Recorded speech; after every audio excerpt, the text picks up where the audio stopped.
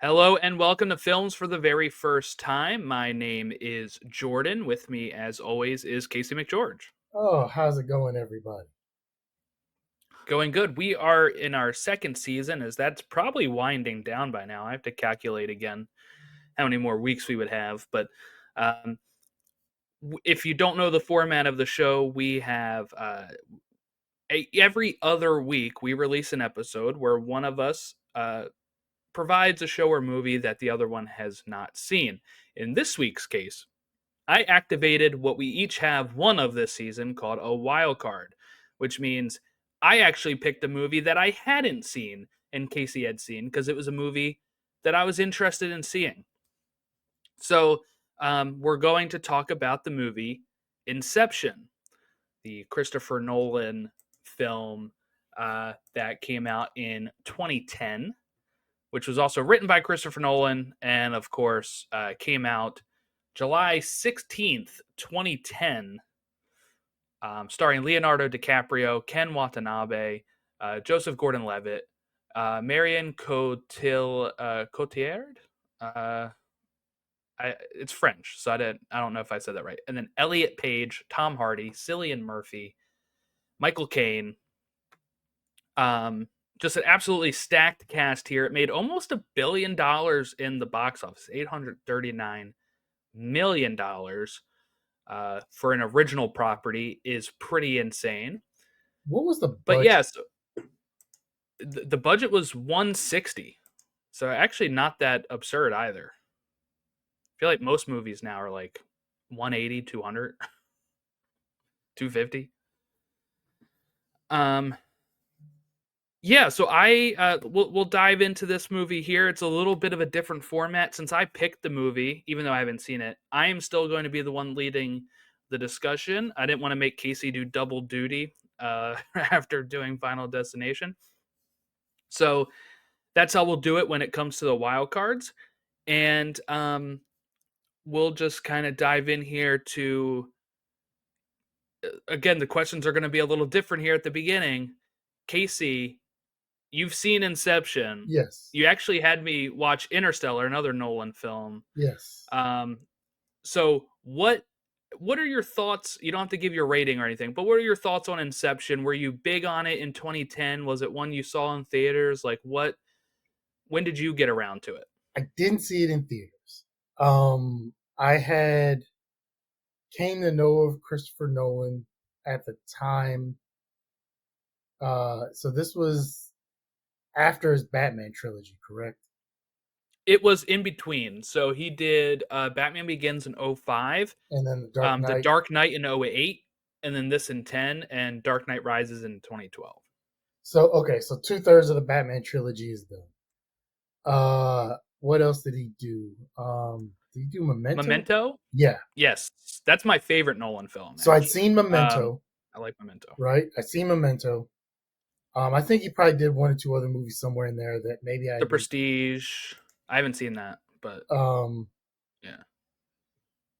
so obviously, like but by this time, he's a known quantity. He's a well known quantity in Hollywood. He's a name like you know when they're doing the trailers, it's like from the mind of Christopher Nolan or like it's not when he makes a movie, it's not going to be like from the writer or director of this movie or whatever.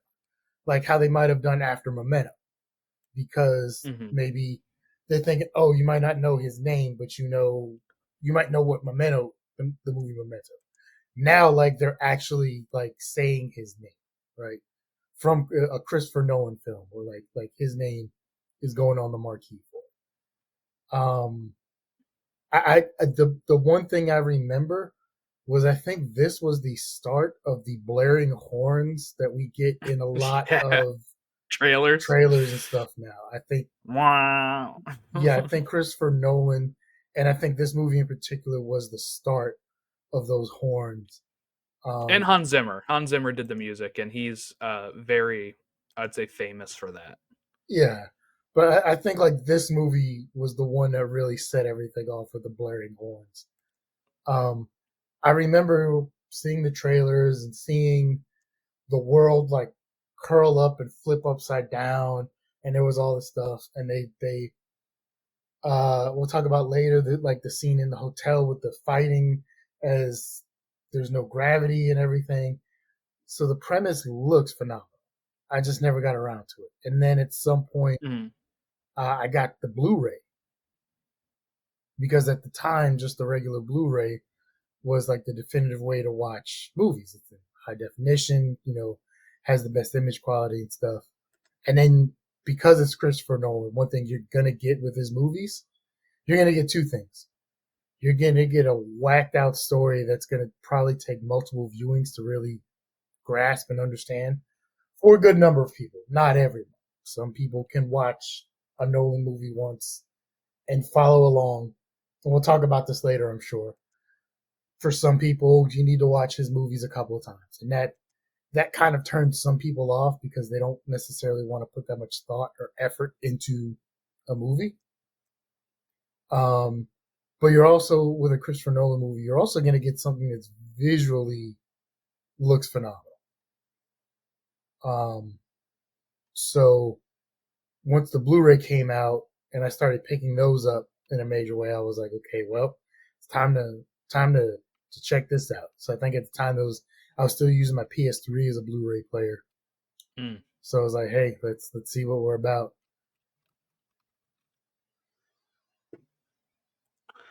Yeah, so this is probably going to be a interesting discussion because I was as a teenager, as like a high schooler and stuff. Of course, there's a phase we go through where because stuff is popular, we either don't want to deal with it, right? Yeah. So of course, 2008. I'm a big Batman fan. I love DC Comics. I love Marvel.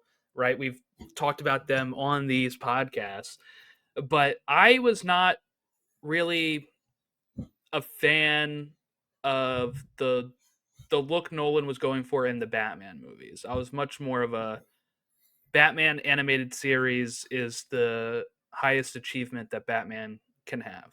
I still usually lean more towards uh, that interpretation of things. So I wasn't like really caught up in the Dark Knight phase. I didn't like the way Heath Ledger Joker looked, any of that kind of stuff. I've kind of come around to those movies later on, I but was gonna say, do you still they're feel that way about they're the still not my Nolan favorite. trilogy? They're still not my favorite. The Batman, the one that just came out with Robert Pattinson, is my favorite Batman movie. In all fairness, Um, mine is the original Burton Batman series. yeah. See, I liked '89. I grew up with '89, so it was a you know I was kind of like I don't really like the look of his Gotham. It looks a lot like just a normal city, all that kind of stuff. Batman Begins actually has a really good, distinct look. He kind of loses it more in Dark Knight and Dark Knight Rises.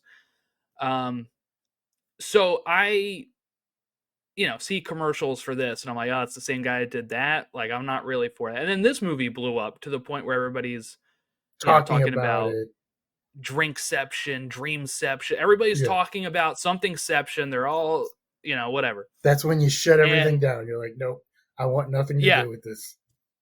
and I'm like, you know what? Maybe I'll watch it sometime, but right now, no, I'm not joining this bandwagon. But I don't know. A couple years ago, I probably ended up. It was probably on sale on like Fandango or Voodoo, which is now Fandango at home or whatever, for like $5. And I was like, you know what? I'll probably want to watch this sometime. It's $5. I hear good things. I was gonna buy it, Because and I'll get around to it sometime. otherwise you're gonna spend that much money trying to rent it. Like if you wanted to rent it at some point, Right, it's gonna be five at right, least $5. You're only gonna get it for the 2.5 hours or whatever. So exactly. So I was like, you know what? I'll do it. And then it was just on. I think it was just on Netflix or Hulu a couple months ago, because I kept seeing it, and I was like, oh, maybe I'll do the wild card sometime. But uh, so this is a movie I had in my library, haven't seen it. We watched Interstellar, and I was like, you know what? This is a really good movie. Maybe I will like Inception. So remind me real quick, what did you give Interstellar? What were your 4.5 stars. okay? It's one of the higher ones on the list here. think my highest is still 5 stars Gladiator. Is probably where I'm still at. I just looked at it the other day, but so it's been in my library. It's been something I've kind of had on the list, and one of the things that I've kind of been setting aside to not watch during us doing this podcast as well, just like in case if you ever picked it, Yeah, I've got a whatever. Like, I've got a couple of those too, where it's like one of those days, especially now football season is over, so my Sundays are free during yes, after we yeah, record. For those that don't know, we record like on a Sunday morning after time's up, and Sundays are free. There's no football on. Especially, I'm not going to watch that other football league that's coming out, the UFL or whatever it is. oh yeah, I might check it out for a couple minutes one day, but I doubt I'm gonna seriously get into it. So now my days are full of like, okay, I do laundry on Sundays. Now, honestly, either it's I might pop on a movie or a TV show, or I'm firing up the Xbox or the PS5 because there's no football, so I got to find right. something to do with my time. Yeah, so I have a few movies that I've like. I could watch that right now, but I am just in case if he picks it, I'm not watching it. So that way, it adds something where we can actually talk about it on the podcast and all that. So I figured for my first wild card, get out of the way. I already own it. Unfortunately, it wasn't streaming anywhere when we recorded this, which is crazy. This is one of the biggest movies of the 2010s, and it's not streaming. This Yeah, this is so it's baffling right now. that's that is I don't know why or how that is. Like maybe it's one of those that'll come back in a couple months on another streaming service or something. Probably. But you Also, would think it's not even like you would think there'd be no gap. Like let's say it fell off Hulu. You would think like it would be on Max the next time. Like, like it just seems odd. yeah, you would think kind of like how when we did the X Files, we talked about how it hadn't been out of syndication since whatever date it was, Yeah. sometime in the 2000s. You would think a Christopher Nolan movie, somebody would have it. Like let's say January 31st or January 30th, whatever last day in January is. It's streaming deal with like Hulu ends. You would think Netflix or Amazon Prime or something would like it would end on that day because on February 1st it would be moving over to whatever other streaming service has. It's crazy. I'm looking at it right now. All of his movies that I'm clicking, because I'm on Just Watch and I'm clicking Inception. Then it's like you might also like Tenet, The Prestige, Interstellar. None The of only them are one of real. those streaming is Interstellar right now. Now, see that could be a Nolan thing where And of course, The Dark Knight as well. But these are all WB movies. He's now with Universal, so you'd think that WB would have them on Max, but we also know WB has not been running that streaming service to its fullest potential anyway. WB is garbage. They're running all their stuff into including the video game division, everything. But Yep. it could be too. Maybe some directors aren't fans because some directors aren't fans of the streaming aspect of things. They still prefer for people to buy their movies either now through some of these streaming services or physical media. And maybe I don't know. I'm guessing maybe he gets more of like a cut of DVD sales or something. Um, Yeah, I just don't know how much he has say with like, since he's not even like involved with WB anymore. Like you feel like WB I feel like they have the rights to do whatever they want. but it could be because this movie's well before a lot of streaming services really kicked off. He still might. It's a WB movie, but they can't really do anything with it streaming wise without him signing Maybe. off. I think maybe a movie now that gets made, uh, it's a different story because someone's going to be able to fully own those rights and be able to dictate where it goes streaming wise from one to another. Or if it's made through Warner Brothers, they're going to keep it for streaming on Max or whatever subsidiary they fall under. But because maybe this one's before the whole streaming thing really kicked off, it's a whole separate issue. And now, in order to get it, they have to renegotiate. Kind of like how Friends and Seinfeld come up every 5 or 8 years or whatever. Yeah. And then it's we find out it's like another 200 something $1 million contract they signed for The Office and Friends or Seinfeld to stream on this service now instead of another service or something. Yeah, curious.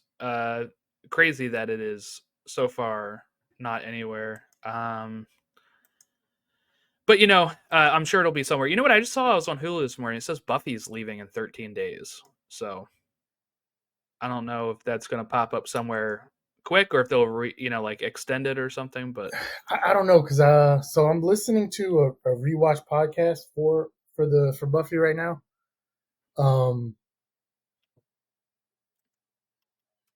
so I own a box set.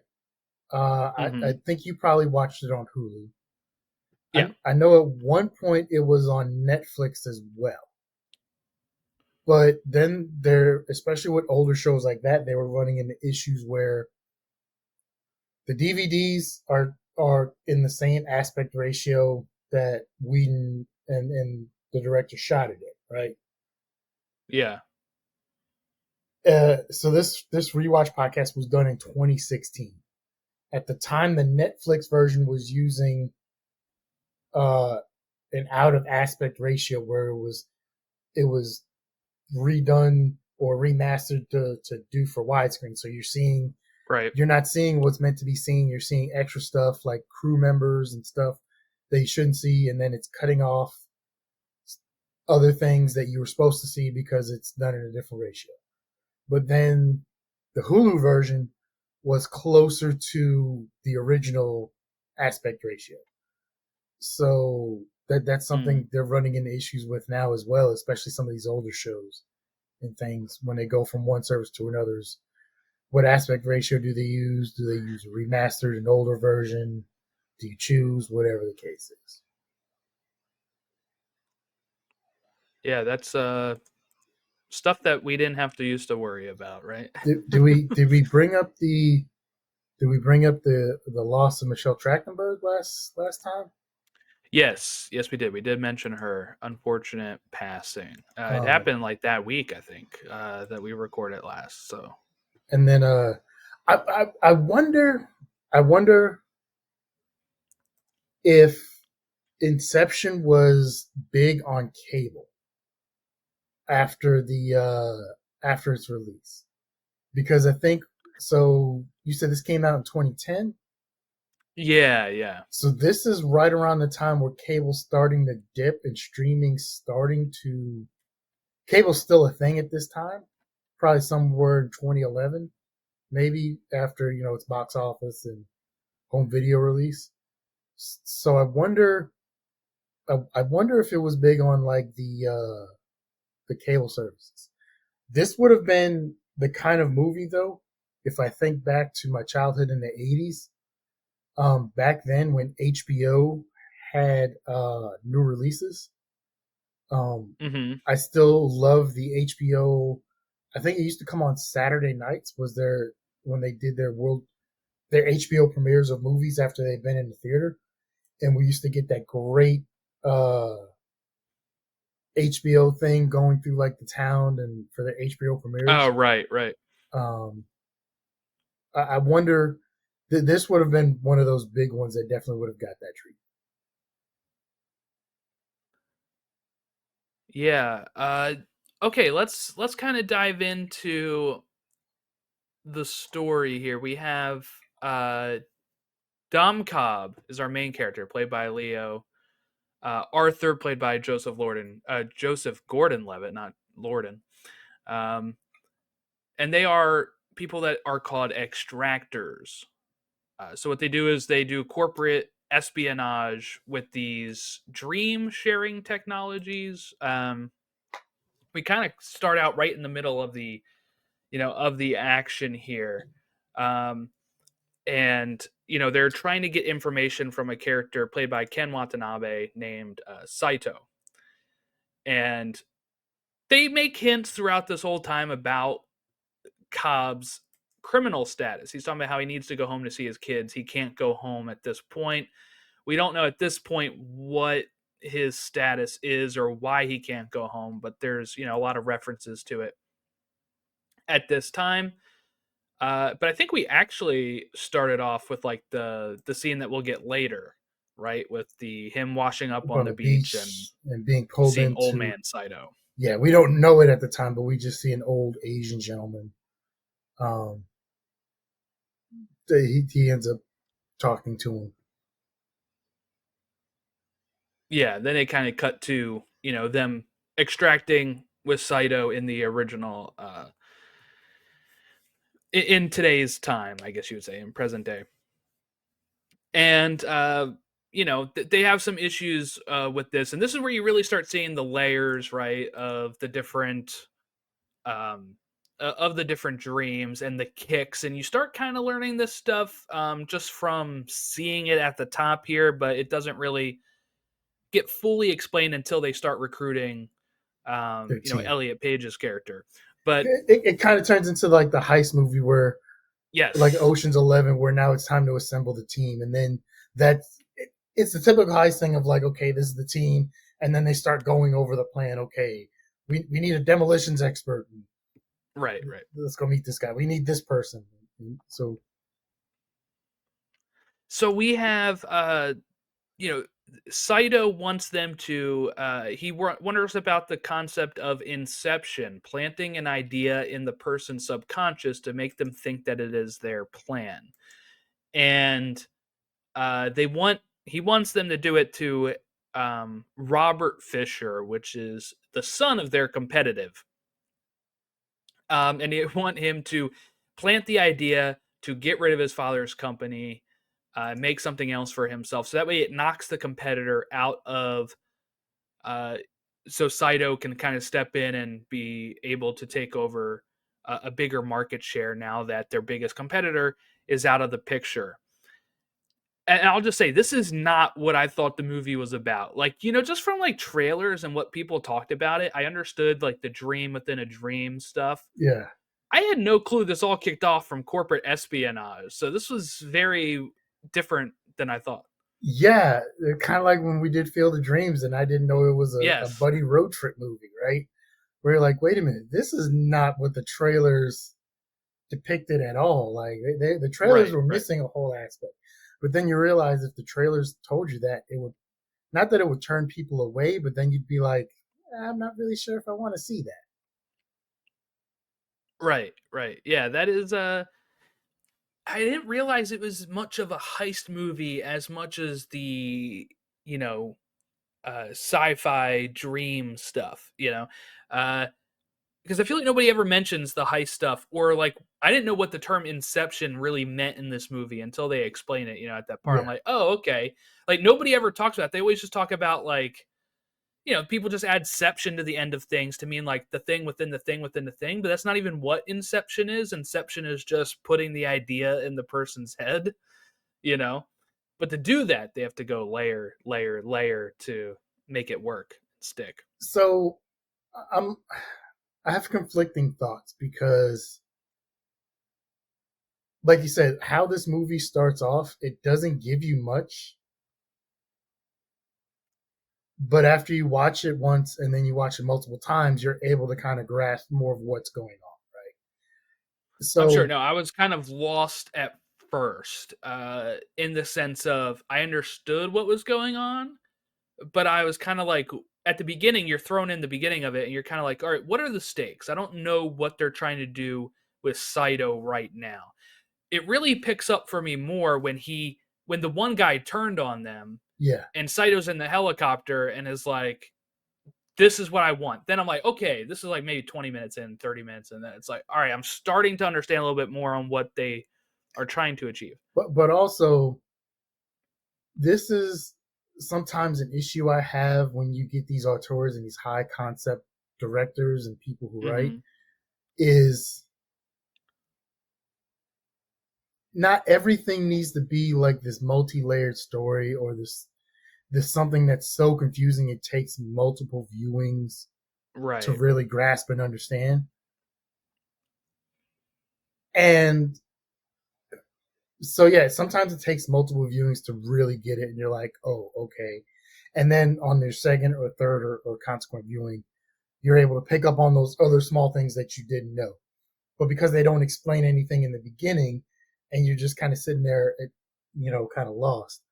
And I think I can understand why some people are not fans of Nolan or Hmm. directors like him or someone like a Hideo Kojima in video games because they make something so convoluted at times. You're like, dude, just give me a story at time. Like just tell me what's going Right. on.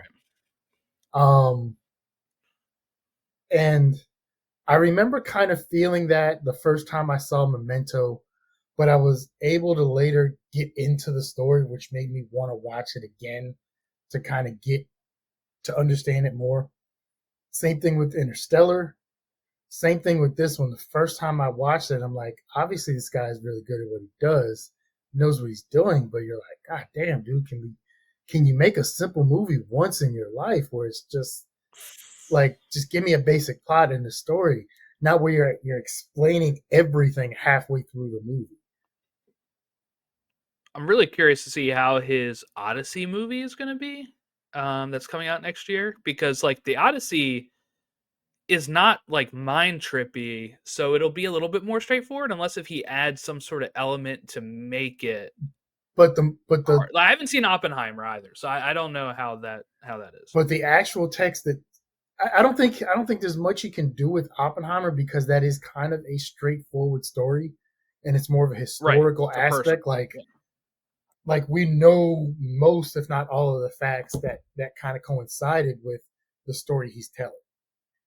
Odyssey is obviously an old Greek story, right? But if I remember correctly, I know of the story of Homer and the Odyssey. It's a massive story, like story Yeah. wise. It's not a small feat. Whether it's a poem or an actual story, I can't remember. But it's not a small thing. So I'm kind of wondering how long is his movie going to be. If I had to guess, Buckle in 3 hours I'm guessing it's or more. probably going to be at least 2.5, if not 3 hours. And then when you buy the HD version on disc, it's probably going to be at like 3.5 to 4 hours or something like that, right? How many Lord of the Rings movies is it going to be? But yeah, like how do you take something so massive and then kind of shrink it down or do what you want to do? That's going to be interesting. But he's also dealing with a story that's mostly known. Like you said, like we Hmm. you can look up the story of Homer and the Odyssey now. You can look it up and read it. You can look up other adaptations of it. So I'm sure there's other twists and things that he can do with it to make it his own, but at the same time, like the story's out there, so it's not something original. Um, there is also rumors that because it's a Christopher Nolan massive movie, uh, people are kind of moving their movies out of the way of it by a few weeks, so they don't have to deal with it. Spider-Man just did too. Well, that Spider-Man 4 moved probably to get more IMAX because this is going to take up some IMAX screens, and because Tom Holland's actually in both movies, so that's going to be a little bit of a press nightmare for him, I think, yeah. going on the press tour.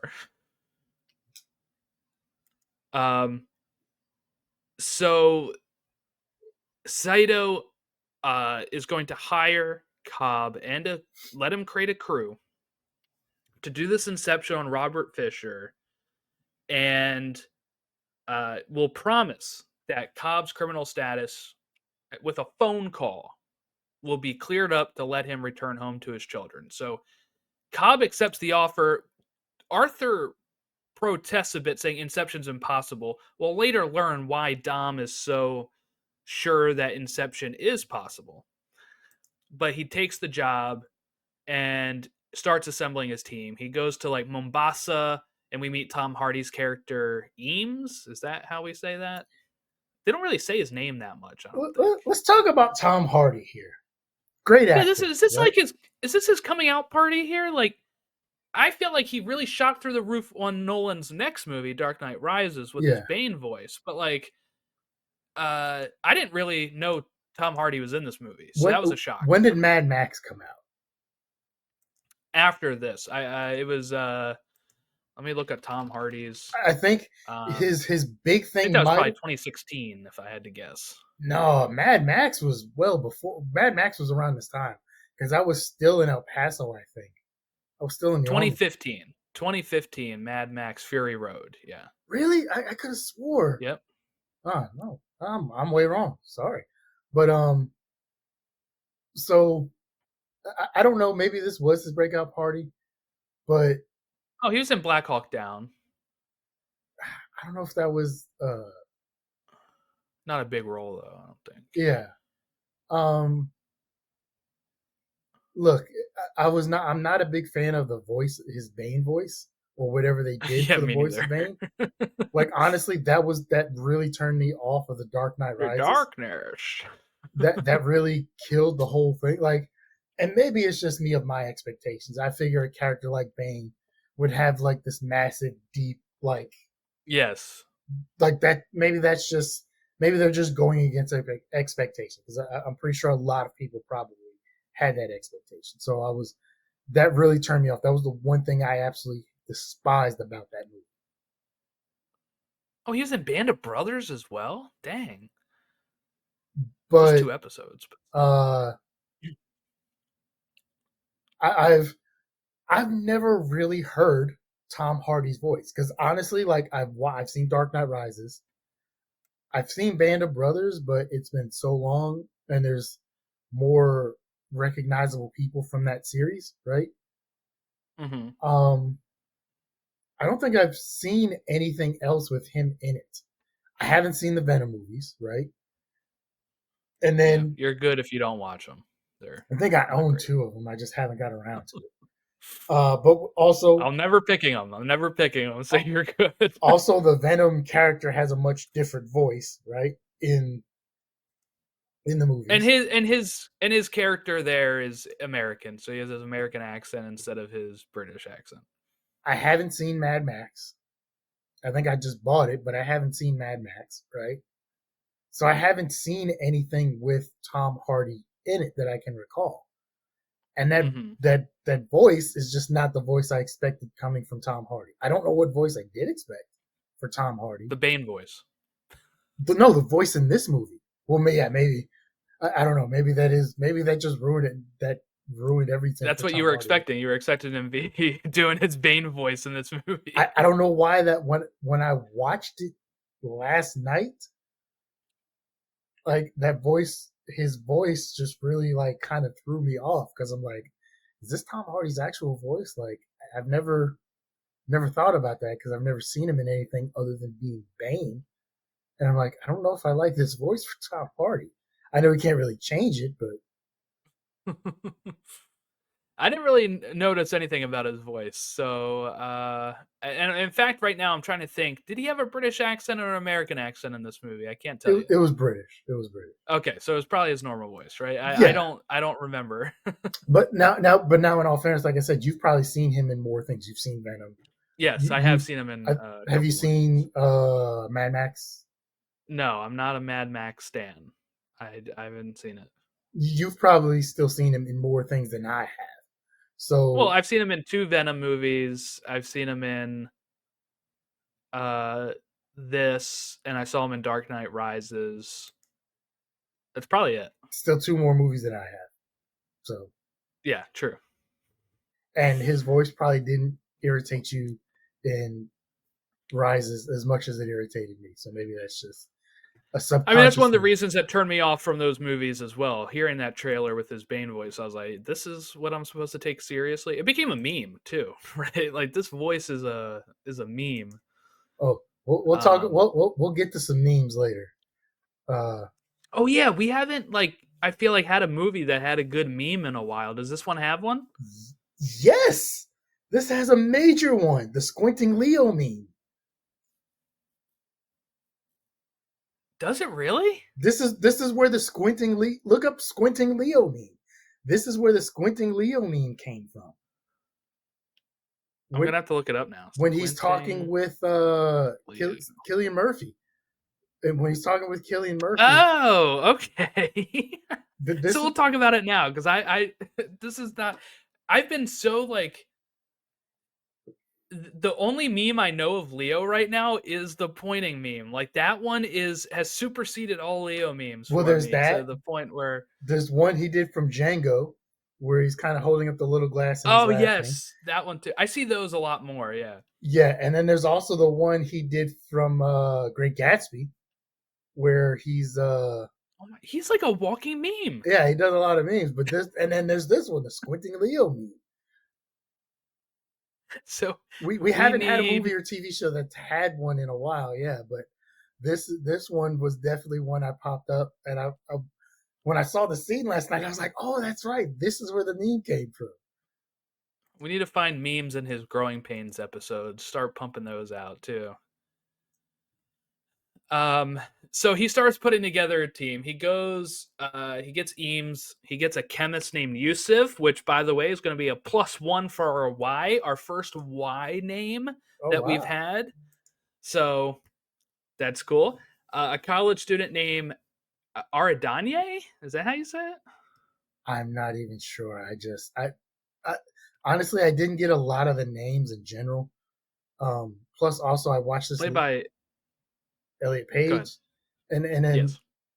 I because I live in an apartment, I had to watch. I had to. I put the disc in my Series X, right, and then I got this nice surround sound system, but I watched it later at night.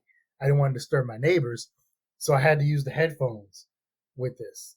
Um, Oh, you have headphones for that? Oh, for yeah, your Xbox, right? yeah. So I bought the headset for the PS5 and for the Series X. So I because of the bass and the horns and everything else, I was like, man, I really don't want. After about 10 minutes, I was like, oh, I'm not disturbing my neighbors. I don't want to be that guy. So I had to put the That guy. headphones on. Bwah! Yeah, at like 11:30 at night, and I was just like, yeah, I'm not gonna be that guy. So, like, I'm sure names might have been said, but because and it's once you put the headphones on, How do the headphones? How are they?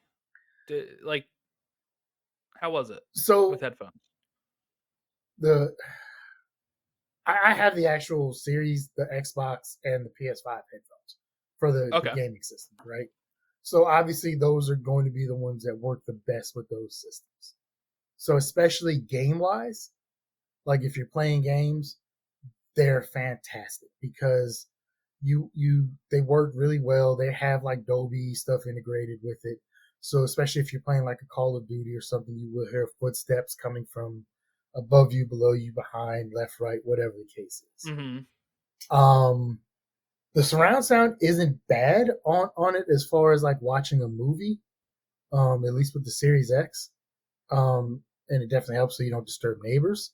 And maybe for you, so like with the wife and kid, if you're watching something, you won't necessarily disturb them. Well, that's the so like my thing was I watched this over the course of 2 days because I started it Friday night thinking I'm going to get through it, and then I hit a freaking wall. I was in the office that day, so I had to wake up even earlier. I come home, we start watching this thing at like 10:30, 11 o'clock, and I'm like, Oh, 2.5 uh, hours or so, yeah. yeah, I made it 45 minutes or so, and I was like, and then I had to put the baby to bed. He took forever to get to sleep. And at a certain point, I was like, I'm finishing this tomorrow. I'm gonna do this tomorrow. So then Saturday, I spent like my early after, like I woke up, got a haircut, came home, started, eating lunch and watching this. So I spent like Saturday afternoon watching the rest of it, which was like another hour 30, hour 40 minutes. So I started this section of it like as he is starting to. Assemble the team. No, they had already assembled a team, but it was before they went in onto the plane. It So was they're before start. it was like right before the plane trip. So this is the planning phase of the heist. Yes. Okay. Yeah. So like, yeah. So are you the kind of person who can pick up a movie from around where you might have left off, or are you like me where it's like I got to start this thing all over again because Oh no, I can pick it back up. So it's like as soon as I press play, it like all floods back to me, and I'm like, all right, I'm back in it. I know where I was. I know what I've seen. Let's go. I got to start from scratch. Um, but it was good. I couldn't have the volume all the way up on the headphones though because of the horns and various things. Blow your ears out. Yeah, but it was. I mean, for someone living in smaller spaces like me or something, they come in great. Also, the only Oh, I had to bad wear thing, that. That's. I was also gonna say I had to put subtitles on because of the dogs, because of the baby. I yeah. don't usually watch with subtitles, but I had to have them on this. Also, the only bad thing is I don't know if it's just with the Xbox. I haven't really tried to watch a movie except for a few times on PS5. Uh, it's out of sync by like half a second. Oh, really? Because of the traveling via Bluetooth too. Yeah, so it's not a major amount, but it's enough of an amount to where like as I'm talking now, like Mm-hmm. it's either the audio is either a little bit ahead or like maybe half a second behind from what's Yeah, happening. yeah. So, I used to have that with my headphones when I would be on my phone. If I tried to watch something on my phone, it'd be off sync. But lately, it's been fine. So I don't know but it what kind of happened went with it. back and But forth last night too. So I don't mhm. know if that's just because I had to pause it a couple times for like the bathroom. So we also get introduced to Michael Caine's character when He likes he's trying to assemble the team, and before he meets Eridanye, right? He goes to Michael Caine to say, "Hey, it's his father-in-law, by the way, right? Can you give me like your best architect and stuff like that, so they can start having somebody that can build the dreams." Nolan. That's Nolan, one of Nolan's favorite people to work with. Yes, at least This is at least number six. 4. Well, actually 5 because he had him in the Batman movies. He Yes, the had him three in Batman this, movies: Interstellar, and then Inception, Interstellar. I don't know and if then he I was think in I just Tenant. Maybe I don't I know. think I I think so. I just clicked Tenet on Just Watch, and I think he popped up on the. I think he popped up on like the picture when I clicked it. Um, Wouldn't surprise me. yeah, he's in Tenet, so that's pretty crazy. Yeah, he is at least six of his movies. I mean, I would look. assume once he probably signed him up for Batman Begins, I feel like is when he kind of got into the Nolan movies. I mean, look. It's Michael Caine, right? So it's not like you're picking some up and coming actor or something like you're talking about a 2-time Academy Award winner for one. Um, Well, it, it, he adds credibility to the film as soon as you see him. I feel like. yeah. So he's got 2 Oscars. So let's be realistic here.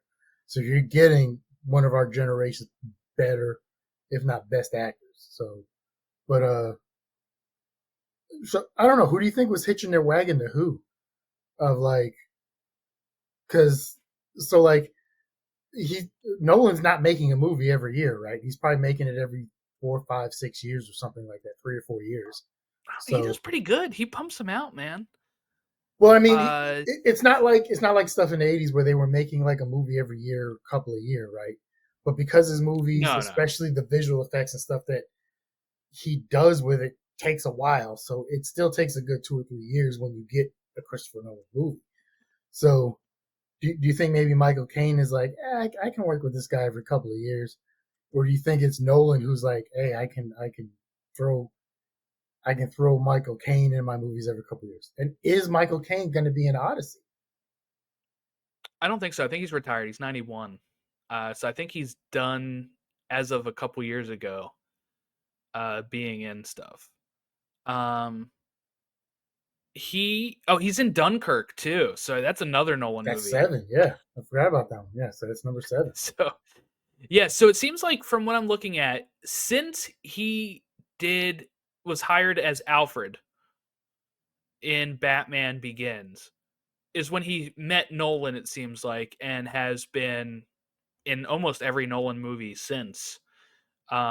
He was in The Prestige, which with Christopher Nolan. That's right, Like, all number right, yeah, 8. he's in pretty much in every Nolan movie after Batman Begins. So maybe he will come out of retirement for the for the Okay, Odyssey and just be a quick appearance or a voiceover or something. okay. Who's your best Alfred, Best or, Alfred. or your favorite Alfred? Who I don't know. I think who Michael played Caine's out? really good. Who played Alfred in the Batman? It is Andy Serkis. Uh, Yeah, he did really good though. Actually, a really good Alfred. I would say of your like standard Alfreds, it's probably Michael Caine is probably the best one. I'll buy that. I don't even really remember who did it in the 80s. I don't know, another old dude, so I can't Yeah, really. Michael Caine esque, right? Um, But it is. To answer your question though, I think it's one of those where it's like people kind of sometimes get upset about this, especially for certain directors when they use some of the same people in it. But here's the thing: you get a nice shorthand working with somebody. So in this case, he's probably like, "Look, you were really great as Alfred. You came in, you knew your lines. I have a great role for you in the Prestige." And Michael Caine's probably like, "I love working with this guy. He was a professional. He came to set. yeah, He had everything ready. He knew what he was doing." Sure. they Then might you have do had the the same. Prestige. They might have had the same vision for the character or whatever, Right, and right. it might get to the point to where when the director's giving notes in between takes or whatever, with that character, you're probably giving less and less notes because once you explain to them what you Yeah, want from that character or what you envision that character being, you guys start syncing up and like so maybe by the time he does Tenant or whatever character he played in Tenant, he they have their basic meeting initially. They talk about what they want to do, and then he allows Michael Caine to develop that character more, and he doesn't have to worry about well, can we all right, let's try a take with this and Michael. right. Can you try it this way or whatever? Like when they get that good of a working environment, it's like with Scorsese and Leonardo DiCaprio, right? Leo. Like, plus it's a known quantity. You know what you're getting from both aspects. You know what you're getting director wise from the actor and actor wise from the director. Quentin Tarantino and like Tim Roth. He's been in a ton of this stuff. This kind And of stuff Samuel L. happens in Jackson. real life too, right? Like I know people that had a really good boss. That boss goes to another company and they're like, "Hey, let me get somebody that used to work for me to come over here and set this team up." And like, I already know how they work. I already know all this. And like, Well, it's that relationship you already have set prime up. example, look at football teams. When Yeah. you hire, like, okay, let's say you hire a coach who was the offensive coordinator at another team, right? He's probably going to take some of the people that he worked with as far as like tight ends coach or receivers coach or whatever. Excuse me, some of these other positions that he's worked with for the last 3 or 4 years because they share his offensive philosophy. They know what he wants, and they can kind of build what they want together as compared to hiring just random people Mm-hmm. that you know. You, plus, you've already worked with them. You already know. Like if you're the kind of person who's going to grind and be in the office 16, 18 hours a day, then they know that they already have that expectation, and they're probably up for it as well. So Right. Um, yeah. So I'm assuming then they just had that relationship. It does, it's like, hey, let's just keep working together. So that's pretty cool. So that's how we meet Michael Caine, and he does set Cobb up with Aradanye to be the Inception dream architect, and then that's where like we start getting like the training montage, right? And we've seen at the beginning, but Leo's or Cobb's right late wife Mal is constantly sabotaging and entering into these dreams and throwing Cobb's plans into chaos, which is why he doesn't want to be the one to be the architect, right? He doesn't want to do um, any of that stuff because he's worried about it getting out of control um, because as she'll he goes have down. she'll have all the knowledge of everything if Yes. he makes. Also, this is where they finally start explaining what's going on and what happens when you go inside someone's dream and how you can Hmm. manipulate reality and then everything That's where else. you get a lot of the trailer shots, like the explosions on the street and like the Yeah, bending city and all that kind of stuff is from this. yeah, and this is where they start adding horns and things. um, but yes, and of course the rest of the team has no knowledge about how bad Mal is infecting Cobb's mind at this point. So it's really only those two that seem to Well, that's also because have she that. at some point she sees him kind of having dreams or doing It dream just stuff hooks on in. his own, and then goes Yeah. in and then leaves him and goes rogue in his dream. What an invasion of privacy, by the way. You're just sitting there chilling and somebody comes up, straps himself into your dream.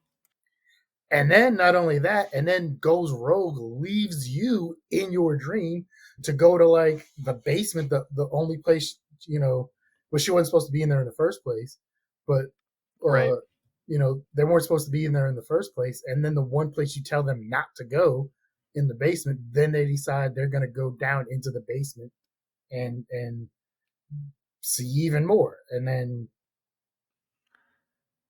And this is where we kind of get hints to what happened in that hotel room that we get the full story on later. Um, but so they go in and end up doing, the plan is go on this flight from Sydney, right, to LA. what then they also have to figure out, okay, because there's kind of goes back to Interstellar. There's a time dilation aspect, so you Yes. might be dreaming for like 5 minutes, but it's an hour in Of dream time. dream time. But then as you start going, they figure out they have to go 3 layers deep. They have to go into a dream, and then in that dream they have to go into another dream, and then in that dream they have to go into a third dream state. And but then the time dilation multiplies each level they go down, and eventually they figure out by the time they get down to the third level they could spend up to like 10 years in this person's dream. Like that is bananas. Like Have you ever had a dream like that, Casey, where you felt like so much time has passed by, you wake up and it's been like you fell asleep for maybe 30 minutes or, yeah, you yeah, know, like, I've had some weird dreams where, and then I've had some dreams where I thought things were completely real, and mhm. um, I've had dreams where uh, things that were going on outside of me were actually affecting the dream. I didn't know it. Like there was a small earthquake out here one time Mm. um, that actually kind of, once I woke up and realized like, oh, that like that it had an effect on the dream. So yeah, like it And can they kinda definitely. get into that. They kinda get into that here, right? When, like, they're on the layer 2. In layer 1, like, the guy's driving wildly, and layer 2, you see, like, the water, Yeah, moving or the gravity changing. So, of course, like, that's all real stuff that can happen in your dreams, based on your outside stuff. So I think that's really interesting. Or, like, where you'll have, like, somebody maybe calling for you, and yeah, it turns out, like, they're actually trying to get you up, but in your dream, they're, like, doing something else calling for and you. then uh, it was a Saito. Uh, Mhm. what happens to him? Ends up being like 50 years. He ends up aging like 50 years Yeah. in this dream. Like I said, where he ends up being an old man in the dream. So he went through like 50 years, and then Leo or Cobb talks about uh, him and his ex-wife spent like 50 years in a They in grew old. Like, they show them, like, as Leo and Marion, right? yeah, But when we see near the end of the movie, we do see like they had like an older couple yeah. playing them They doing had those actually same aged. scenes with the railroad and stuff. Yeah, they had like actually aged. They had like I don't know how I feel about I don't know how I would feel about spending what is going to feel like and equate to being 50 years in a dream. But then you wake up and it's only been a couple of minutes. Like that is Yeah. bananas. Well, I was just reading after this. I was, perusing the internet after Inception and seeing what people thought about this and stuff. But somebody said that they were in a coma and like so they feel like this is pretty accurate because they were in a coma and it felt like it had been a month or two for them in their dreams that they were in the coma, but then when they woke up, it had been like a week. So I'll say, to me, Christopher Nolan seems like the kind of writer and director that is going to do extensive research. Like, well, actually, Yes, yeah. we found out he did when he did when we talked about Interstellar.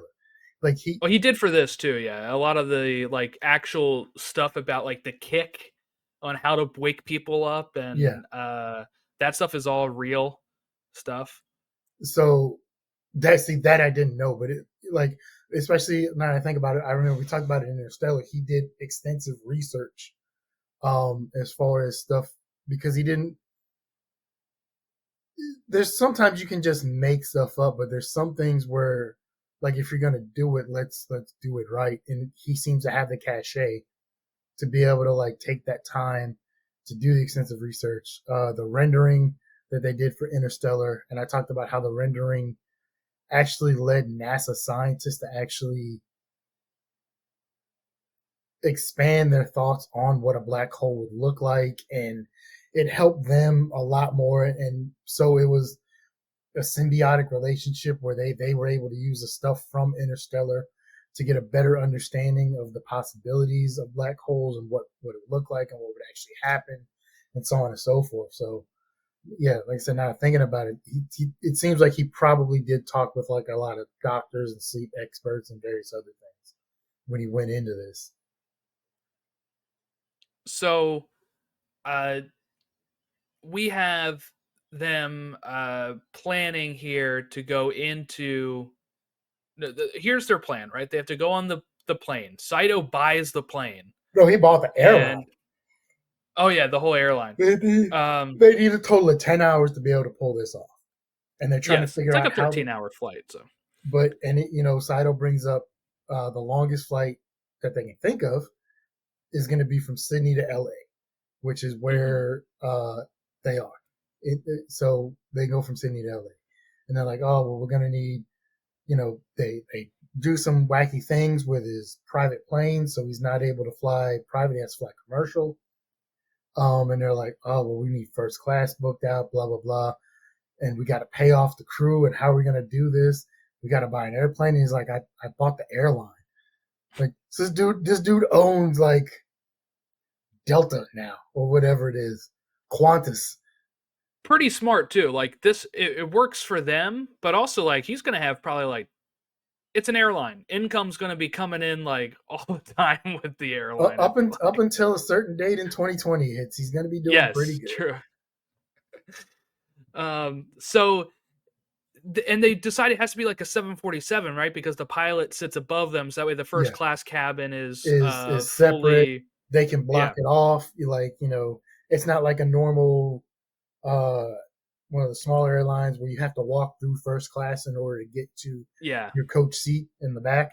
Like first class, like when you come in the plane, first class is going to go left or whatever, and they're going to go to a whole blocked off area, hmm and the peons in the back, like us, are going to go right, and we're going to go back to our golden exactly. doors in the back.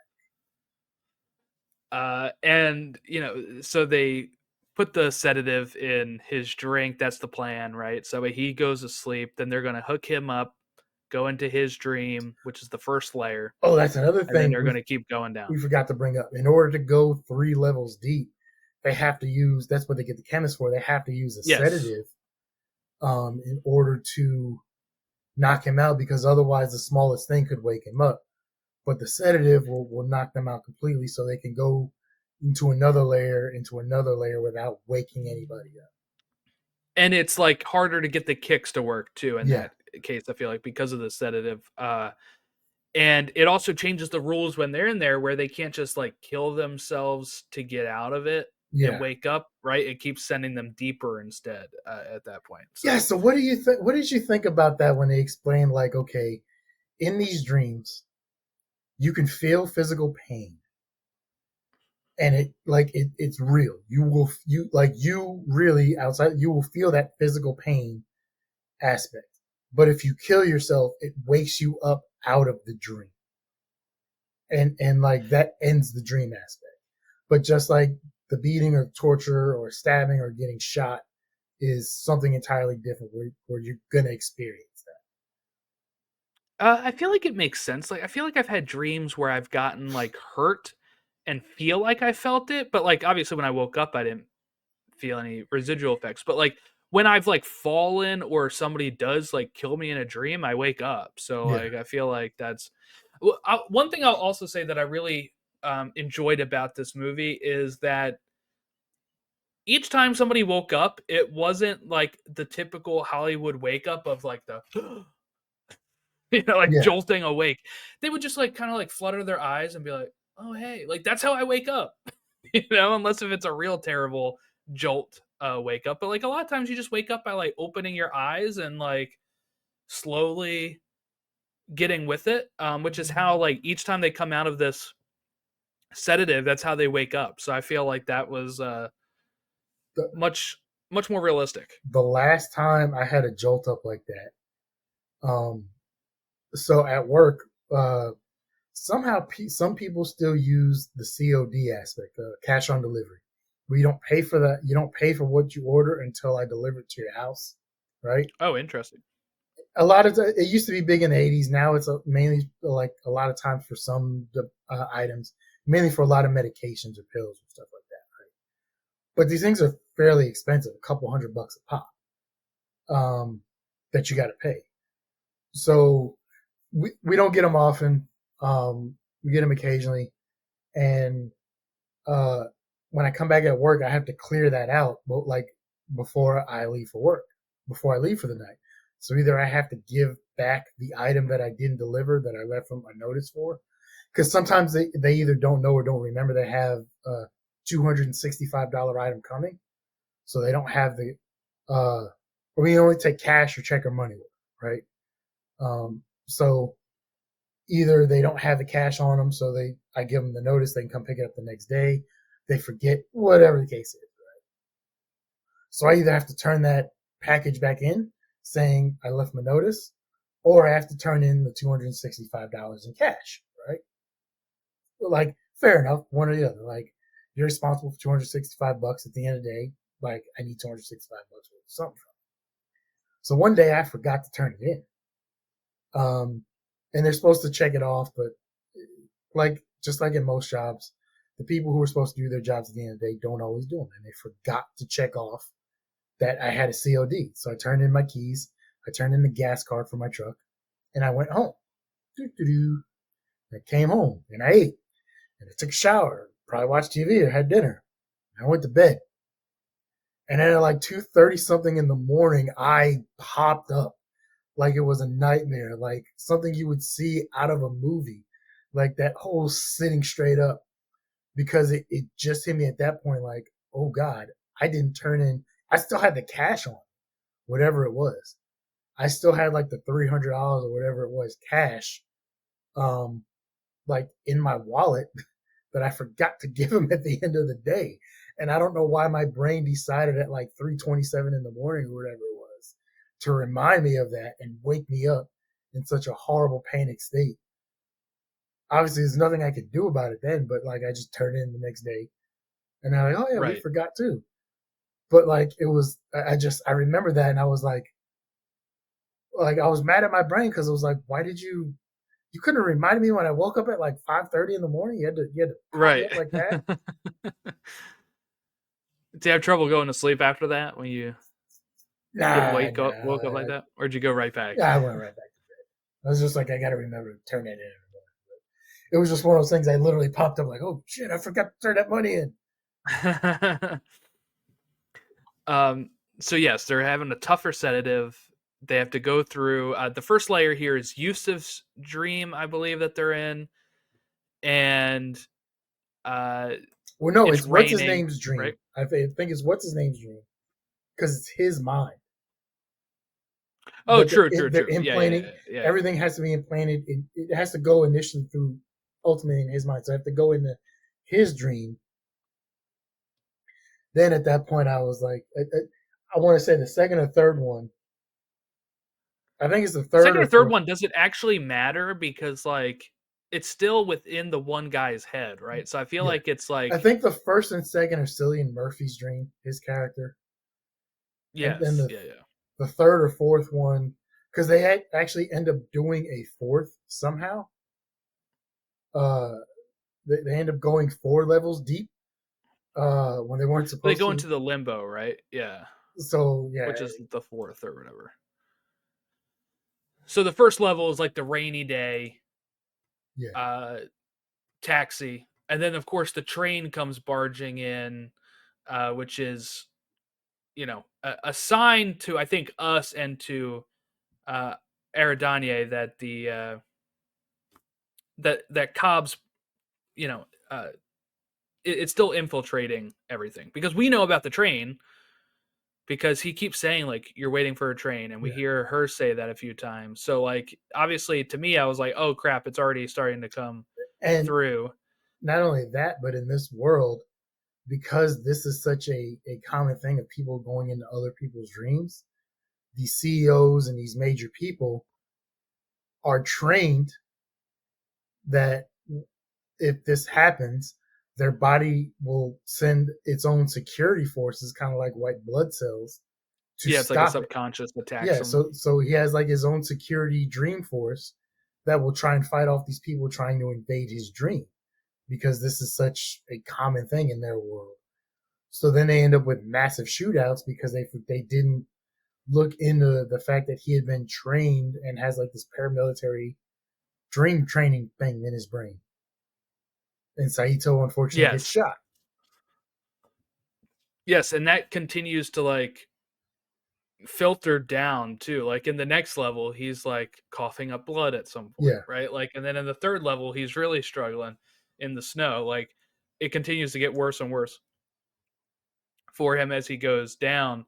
Um, so the first layer is this rainy day. They end up having to kidnap him, and they have to speed everything up a little bit here with um, with that, especially like we have Eames is acting like his dad's friend Peter, right? Yeah. His uncle Peter, um, and they're trying to make it look like he is being tortured, but like they start to try to plant the idea in his head that he wasn't actually being tortured; he was turning on the Fishers, right? And you know, uh, I think in level 2 at the hotel, right? Like Leo is like, "Did you actually see him be tortured?" Yeah. And And this Cillian is Murphy's like, "No." in level 2, this is where we get the squinting Leo meme because he tells him he's the security in his brain Yes. that uh that he actually lets him know he's in a dream.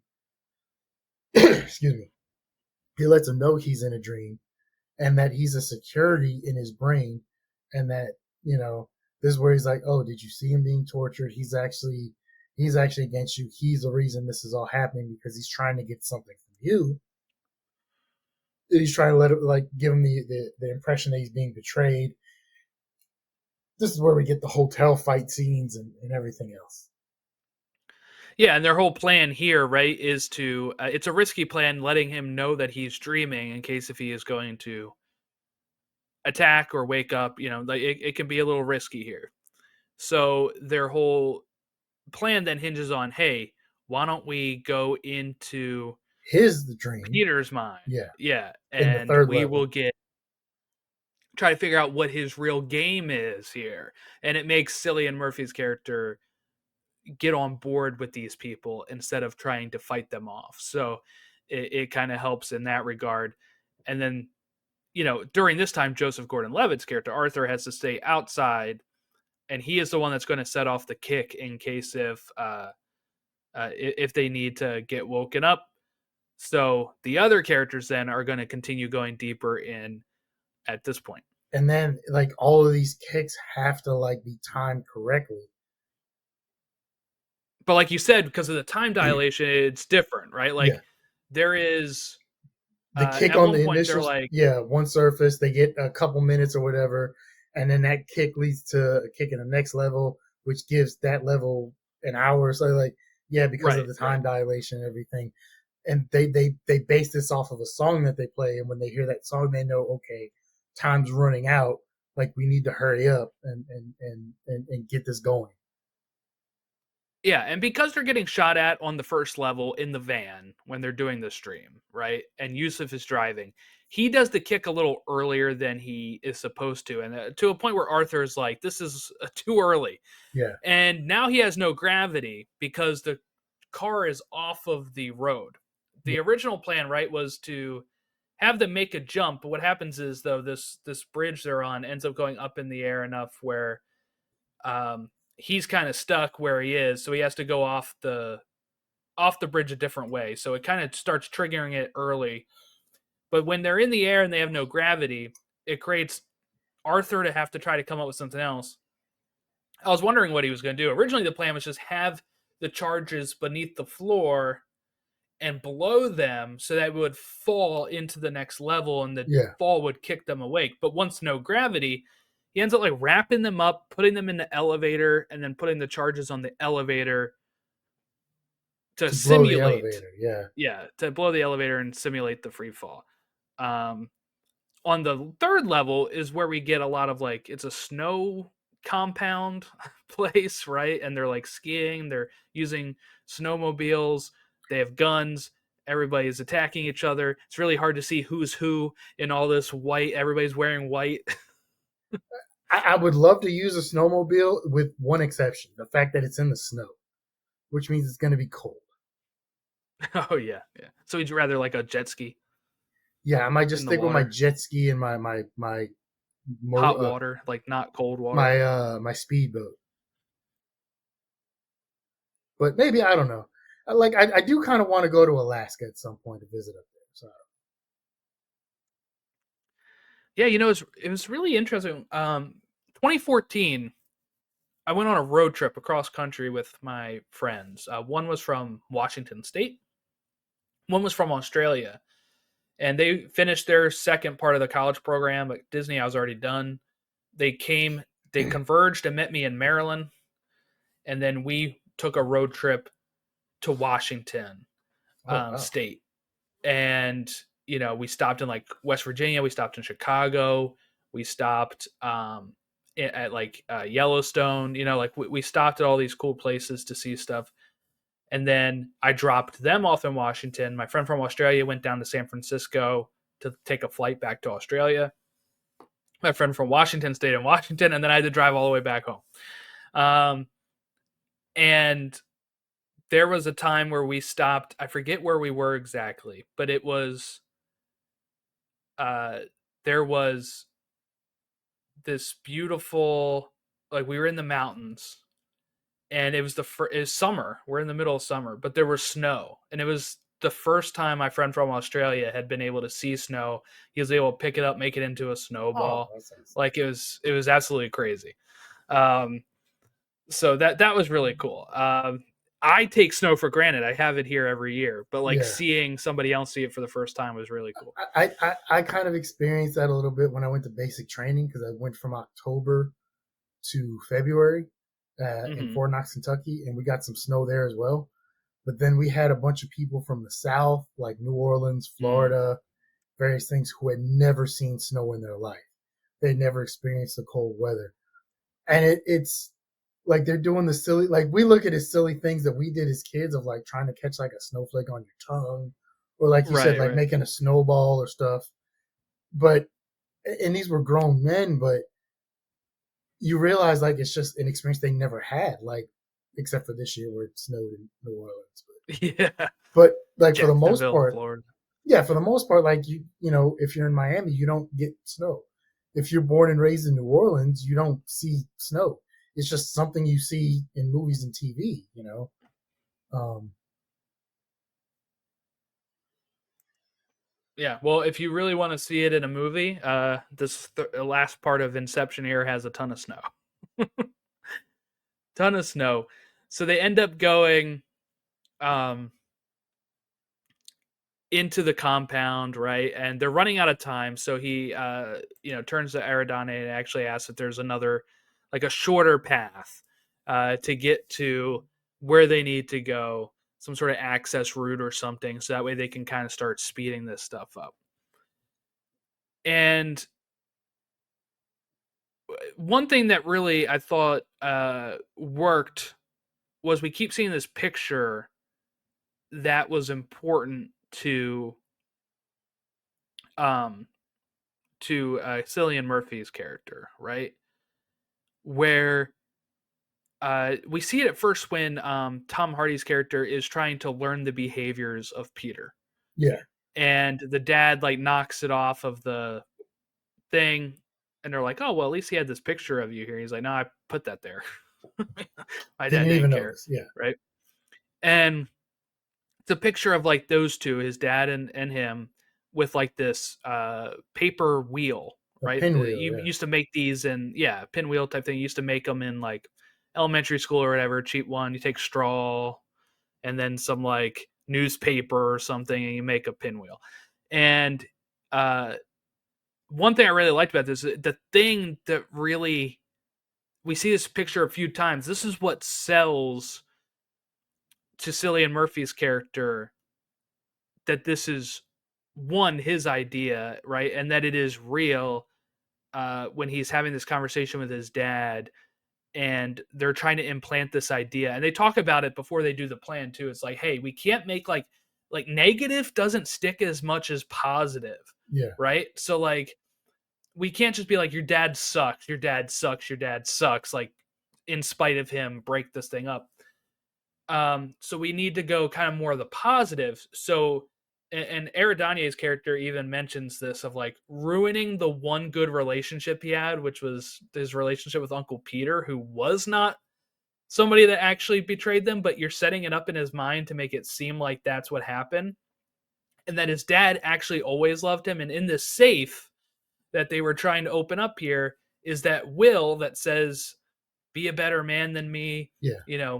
break up the company, whatever.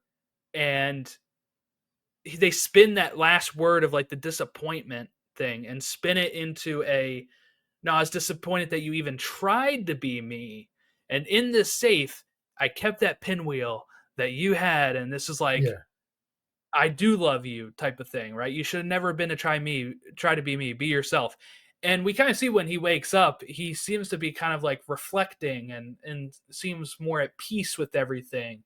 That Yeah. I think it stuck, right? And it's just like I was wondering how the picture would come up a few times here, and then just when they open up that safe and seeing the pinwheel in there, I was like, all right, great. Like that, they knew what they were doing when they set up this in his dreams. They knew what they were working with. Um, but yeah, so then going down into limbo, right? So everybody's, yeah, because then in the snow levels, it ends up, Mal ends up Tom Hardy's killing. character has to, yeah, Mal ends up killing, or injuring Fisher, right? They end up waking him up with the defibrillator and all that kind of stuff. But uh, it gets a little complicated as we keep going down on Yeah. what's going on here.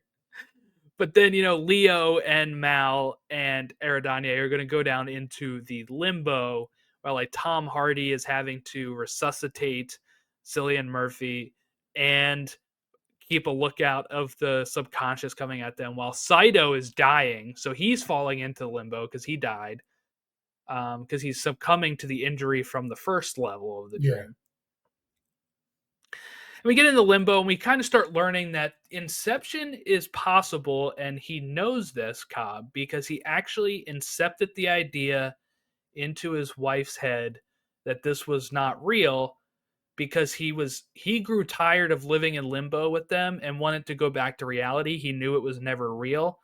Well, we haven't really talked about this yet, but the totems, right? Yeah. She locked her totem away so she would never really know if this reality was real or not. He ends up going into her brain to incept and say, the only way out is death. But the issue he has with that is that came all the way up to the first level, to the surface, to the point where she doesn't even believe that reality is real. And she ends up killing herself by jumping off of that hotel balcony. And had also, what a dick move this is too, also had made it or her power of attorneys that she was sound mind and that Yeah, he was coming after them, so that she way had he has no other choice but to jump. she had made it so that she had put out there that she was scared for her life and that he was an abusive husband or whatever. So,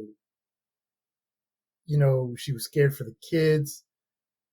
She put out the idea that if something happened to her, it was going to be because of her husband, right? And then at some point, he says she went around and had 3 separate doctors declare her mentally sane and competent. So now it turns into a Dateline episode. They were the perfect married couple Yes. until they weren't. And as soon as that happened, you're like, oh, the husband did it. And then he's like, but Yes. no, that's not what happened. She was crazy. She wasn't there. No, no, no. Oh, we have psychiatrists who talked to her. She was completely sane. And she talked about how if something were to happen to her, that it was going to be because her husband had killed her and everything else. So, yeah, he had to run because no matter what, it was going to look like he killed his wife. So he had Yeah. to take off.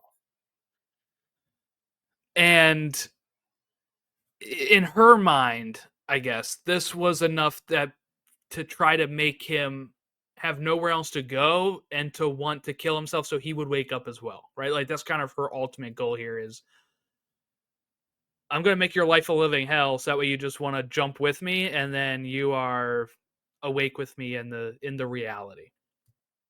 And uh so he has this guilt here this whole time that he has caused her death, which has caused this whole situation as well because of this inception that he has uh, worked on her. Um, we then have Ardanye kills Mal's projection here, and uh, they find Fisher on the porch, and they're gonna, she kicks him down so that way he'll get the kick, he'll wake up at the next level, and then the kick will escalate all the way up. And then she jumps off the edge as well. He says he's going to stay in here and try to find Sato now that Sato is dead. And that kind of takes us back to that scene at the beginning where he finds old man Sato and gets him to wake up. And everybody wakes up.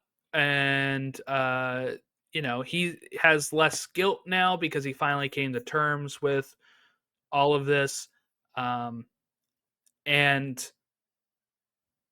everybody starts waking up on the plane as well. So we saw them first wake up on level 1, get out of the van, all that kind of stuff. And then they all wake up on the plane. And of course, they can't ever mention anything to Cillian Murphy. He needs to know. So they don't really say anything in the plane to each other. They all end up Yeah, they kind of have walking to off. appear to just be random strangers who all happen to be taking the Yes. flight together. Yeah.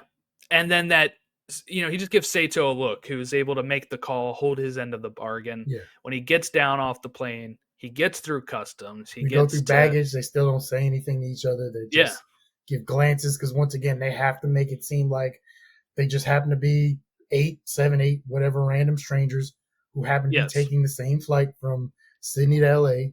They nobody knows each other. They're just going about their random business. And we see Michael Caine again. He's going to pick him up. He's going to take him home. He's going to go and finally see his kids. He's going to spin the top. He's not going to even bother to see if it stops or not. He's going to go see his kids. And the movie cuts off before this thing falls. And so this is kind of like the big talking point of and this is also the end here. The first time we see his kids' faces throughout the whole movie as well. Yes. Yes. So this is all kind of where I wanted to lead us to here, which is the ending. I wanted to spend a good chunk of time on this and kind of discuss what we think actually happened because there's a lot of theories and a lot of thoughts, and I've read a lot of stuff last night to see what people thought. You can go down a wormhole with this. You can. And you know what? There's a lot of arguments that are convincing on both sides, I would say. Like, I don't know where I really stand still on this point. Here's the thing. Same thing with me because in this movie, Cobb's totem is that top, right? But the thing is, that wasn't initially his totem. That was his wife's Exactly. totem. It was his wife's totem. And they mention when he first tells Aradanye about the totems, don't let other people, and like Arthur says this too, right? When he shows his dice, I can't let you touch it because then I won't be the only one that knows how it feels, how it is, Yeah. which means I won't be sure that it's reality. I could be in your brain now instead. You know what I'm saying? You could have generated And this. that ended up, I don't think it was his totem, but that ended up,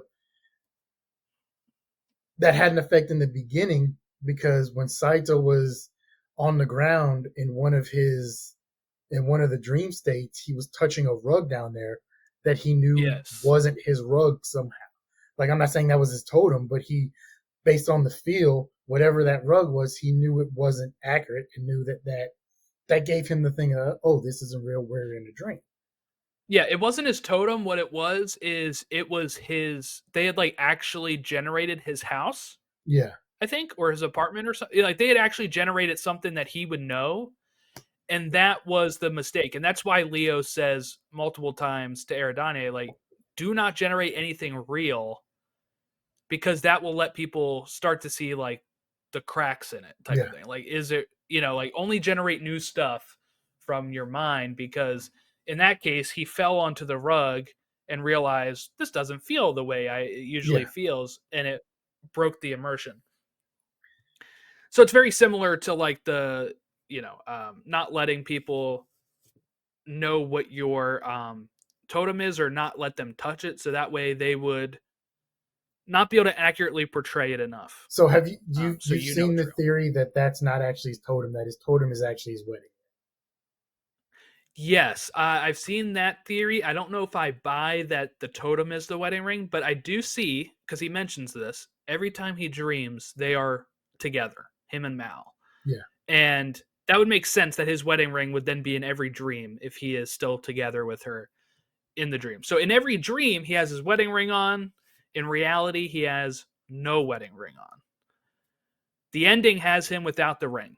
So of course, a lot of people are led to believe that this is real life. reality. Yeah. He wasn't able to look at his kids' faces in the dreams because then he would know if it was, uh, I guess, real or not by seeing their faces. And I wonder what their faces would have looked like. Like, that would have been interesting to see, at least. Yeah. So of course, the fact that he gets to see their faces makes people think he didn't have to look at the top. Then he knew for sure that this was reality. Michael Caine was quoted as saying he asked Christopher Nolan, I don't understand this. What is the dream? What is not? And Christopher Nolan told him, whatever scene you're in is reality. Now, what I will kind of dispute this a bit here is the sense that I don't know we take that for granted because that also sounds like a director just telling his actor, like, hey, every scene you're in is reality because I want you living in that moment. I need you to portray this realistically. Like maybe if Michael Caine thought he was in a dream, he'd be playing it a little differently. So he says, hey, Michael, everything you're in is reality. Um, but I probably do lean more towards the fact that this did happen. The top does start to wobble a bit before it cuts, which maybe shows it was going to fall down. Um, because I would also feel like it would be a little bit not worth it as much if it was a dream. And there's things that Cobb says, like he got tired of his life down in limbo. So to me, he would know if it's real or not because he like knew it was fake then and wanted to go back to reality. So in my sense, it's like if he wasn't always going to live together with Mal and the kids like she was just asking in limbo, like why would he do another fake reality of just him and the kids? Like so there's some stuff that don't seem to line up for me if it was a dream, but there's some stuff that does line up. They mention a few times, Casey, throughout the movie to get people to realize it's a dream, like when they're sitting at the cafe in Paris and stuff. It's like, do How you did you remember get how here? you got here? The movie starts off with us right in the middle of the action. We have no clue how we had gotten here. They're in the middle of dreams as it is already. So there is a possibility. And Mal even mentions this. Hey, you're being hunted by faceless corporations and agencies, kind of like when you're in a dream and the subconscious is coming to get you. Yeah, So maybe he's not even in his own dream to start off with. Maybe he's in Mal or someone else's dream to start off still, with. yeah. Yeah, I don't know. It is left open to interpretation. And like I said, this is a wormhole you can go down and you can see compelling evidence on both sides. And people have probably written papers on whether or not Cobb is in a dream or Cobb is not, or like did it's. I tend to believe this is probably real life, because the only other way I can see it not being real is if maybe he was actually in Mal's dream or he was in someone else's dream that led all this. Like that's the only way I can make sense of all this, and that not be. Because the one thing that does stick with me though, like I said, is the fact that that wasn't his totem to start off with. That was Mal's totem. So I wonder what his totem was. And I don't think they ever mention it or say. Could it be the kids? Just in the sense of he knew they were real when he sees their face, Maybe, but depending they on said like, they said you need a physical object to have. well, that was always Mal's idea. Like she's the one that came up with totems, so like she could just be wrong as well. So there's like But Joseph that's Gordon-Levitt, part yeah. of the But Joseph Gordon-Levitt's thing, when he explains it, says it needs to be a physical object because, like he said, with the weighted dice, he knows how it feels. Like he knows if it's weighted properly or if it would be off. So, like with the top, if it stops spinning, obviously that would be something. We see Elliot Page's character is making a chess piece, right? yeah. Uh, so once again, it's something that they can hold and physically tell if it's weighted properly, if it's the right material. So I don't think his kid would necessarily be able to be used because I think it still has to be something you can physically touch and know, like, hey, this is not Yeah. right. So like I wonder what Cobb's initial totem was. And like I said, I don't think they ever truly explain it because No. um, if they did, that could actually tell us whether or not this is but all of this was a dream or not. The other thing that kind of throws me off is how easily Sato is able to get Cobb out of trouble at the end here, which makes me then wonder like that's a point for it's a dream in my sense, is he just needed a phone call and like the cops are not going to come after him anymore too? Like that's kind of Yeah, look, who's he connected to? we've all seen Dateline. Some of us listen to way too many true crime podcasts and things. 2020 Dateline, all that stuff. So, like I said, it starts off they were the perfect couple until they weren't. As soon as you hear that, it's like, oh, the husband did it. Maybe every now and then it's like, oh, the wife did it. Once you're wanted for murder of your spouse, like unless someone else confesses to killing your spouse, like they're gonna be looking for you forever. So you're not coming back into the states. If you manage to get out, you're not coming back into the states under your own name. Like you're gonna have to have fake paperwork and a new identity and a new passport and all that other stuff in order to get back in. So he's not gonna be able to come back in as Mr. Cobb. You're not gonna tell him welcome home, Mr. Cobb, at customs in LAX. Like as soon as they see it's Cobb, it's gonna pop up. He's wanted for murder of his wife. Like he's not leaving that airport. So, but depending on the connections Saito has, like who knows? I don't know. Um, Yeah. I hadn't thought of it until you just said so. Yeah, you're right. Like if he did kill, if they're looking at him for killing his wife, I'm not sure if a phone call from a Japanese businessman is going to be enough to clear that up and stop all these police departments and take him off of what could possibly be like the FBI's 10 most wanted list.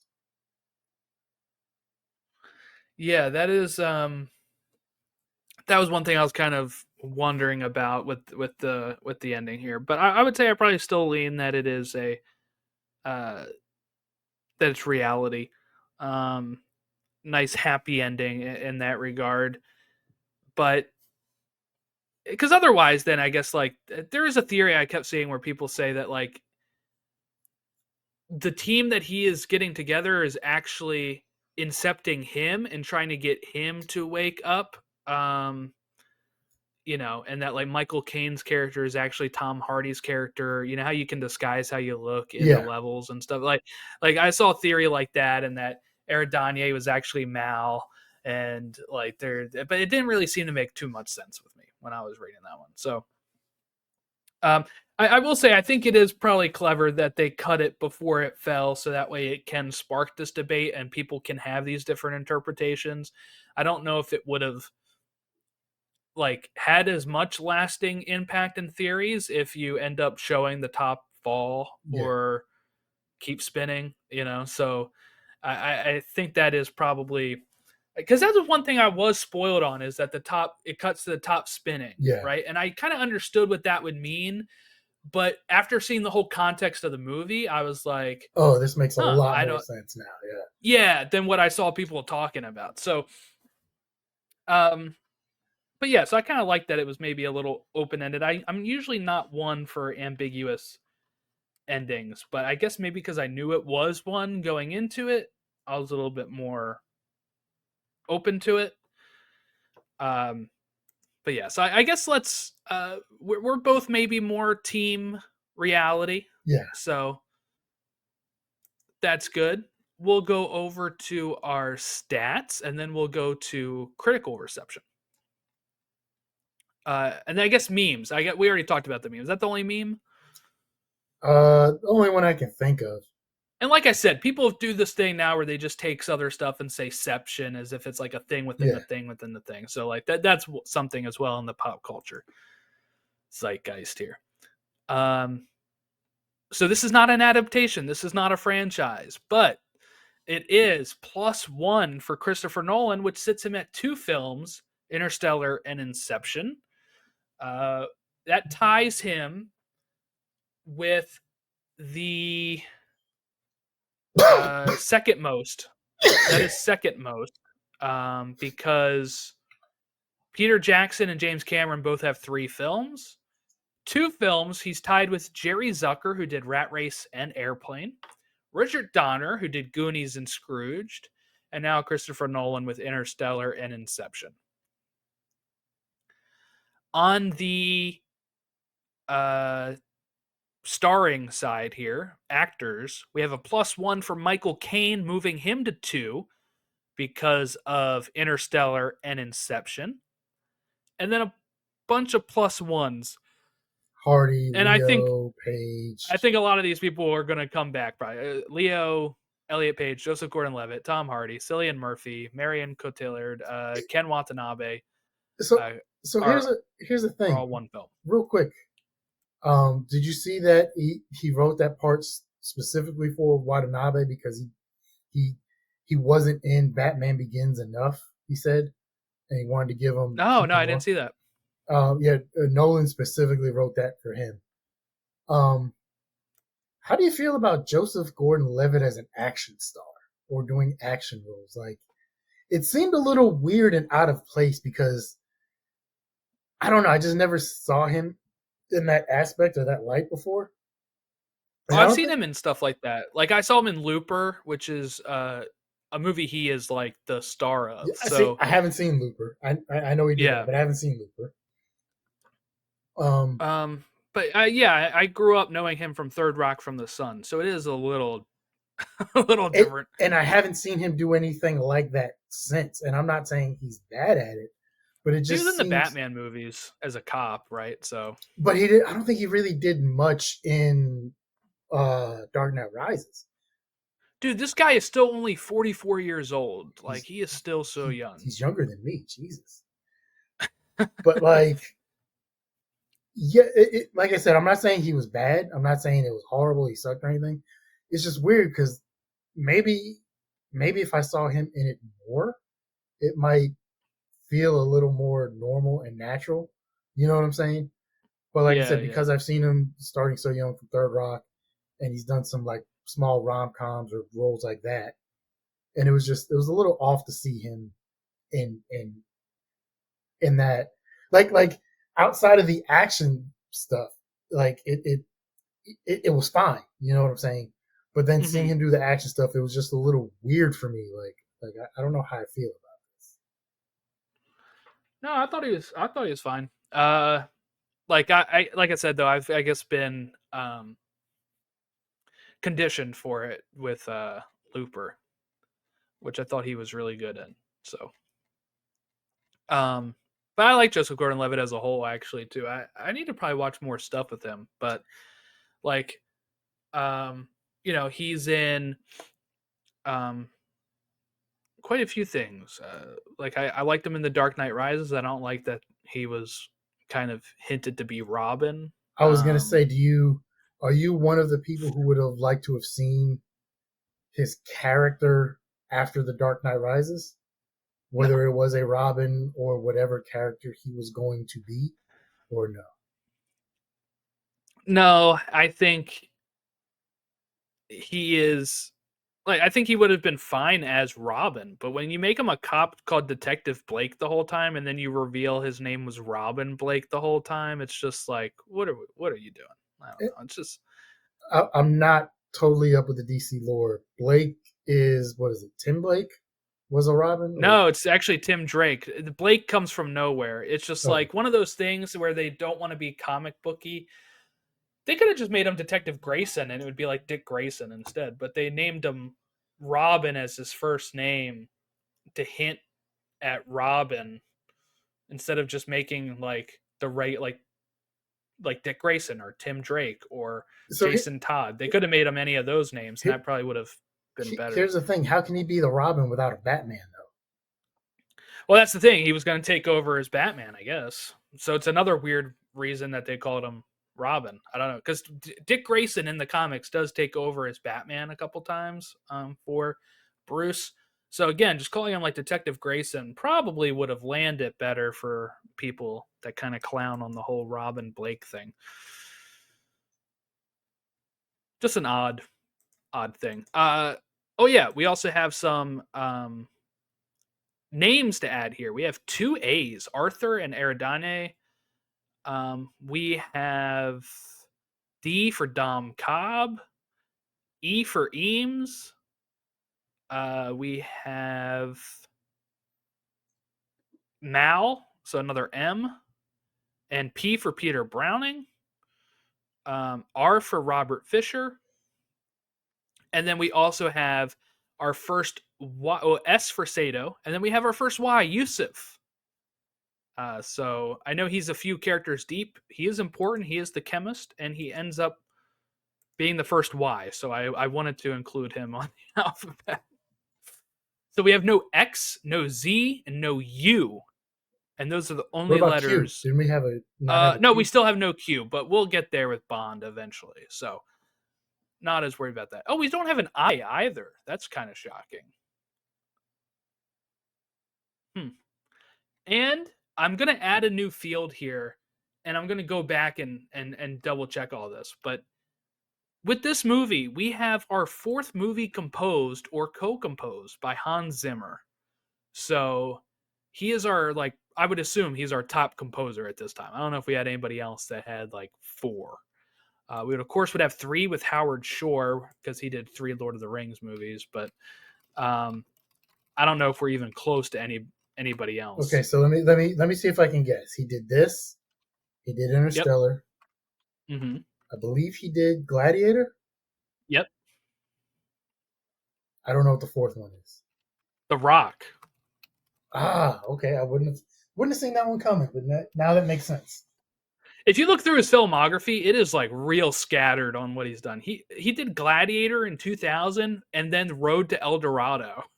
Like not a movie I How would many usually think is a how many Academy Awards Zimmer. does Zimmer have?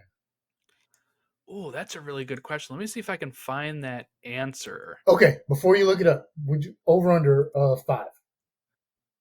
I'd say over five. I'm gonna say under. Uh, okay, you're right. Two. He's got Wow. two. 12 noms. Two wins. What are the two movies he won with? Gladiator, No, he was nominated though. Interstellar. Nope.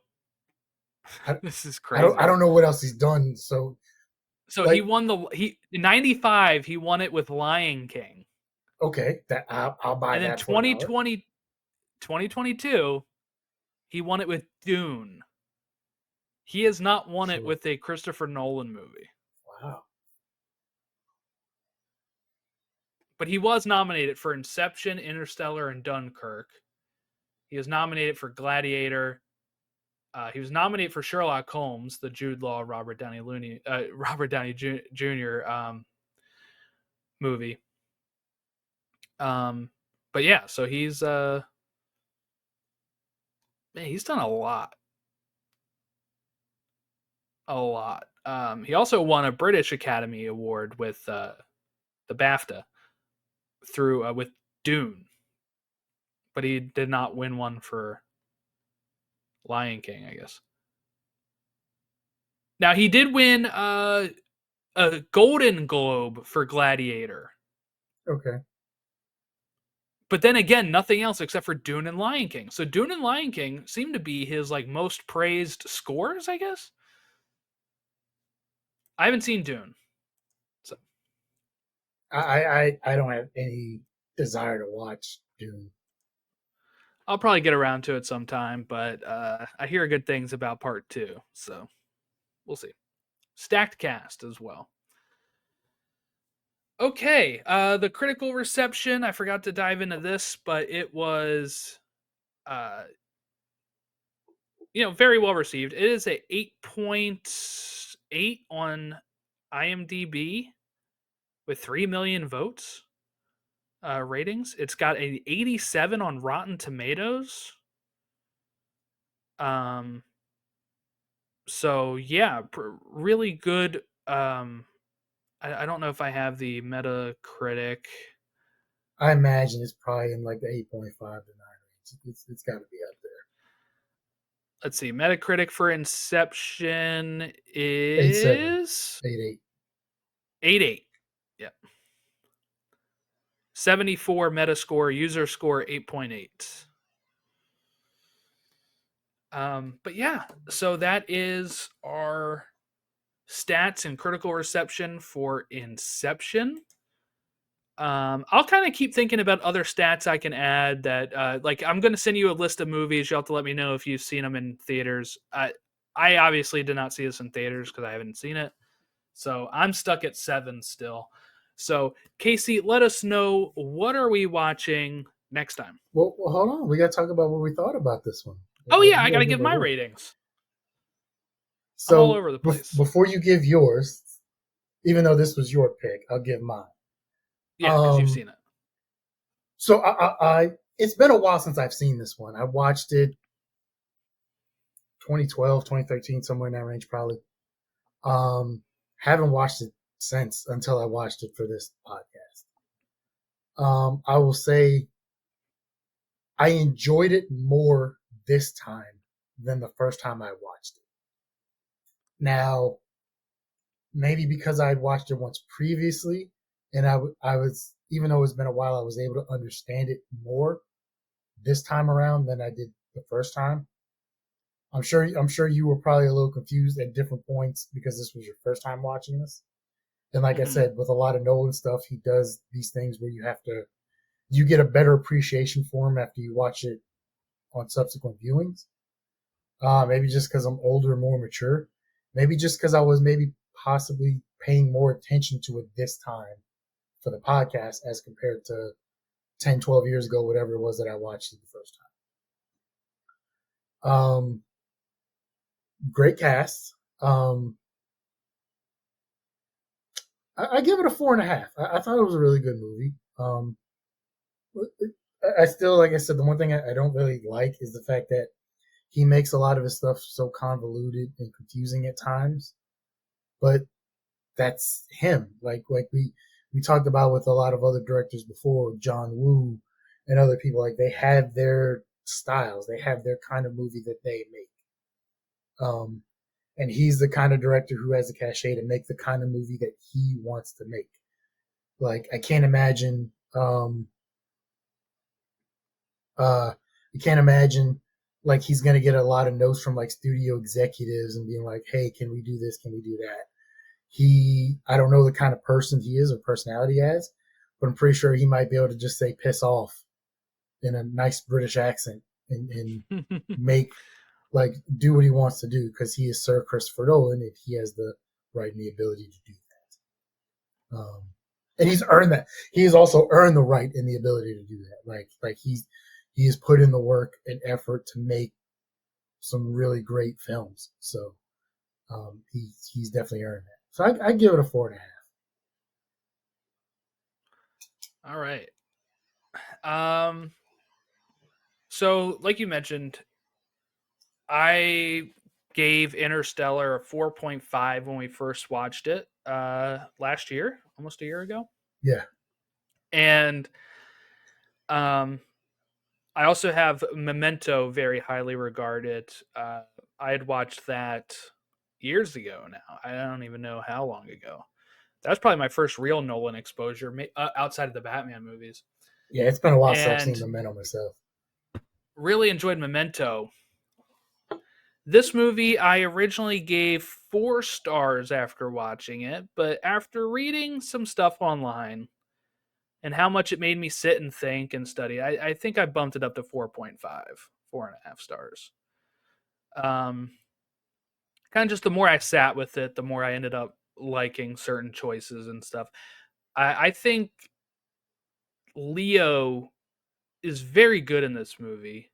Like I'm not a big DiCaprio fan, but like he's great. He does do some Um, fantastic work in general. he does like, and I respect that, but like I'm never like one that like he's in a movie. I'm like I gotta go see the Leo movie. I just kind of Yeah, like. But when I see him in, he's good.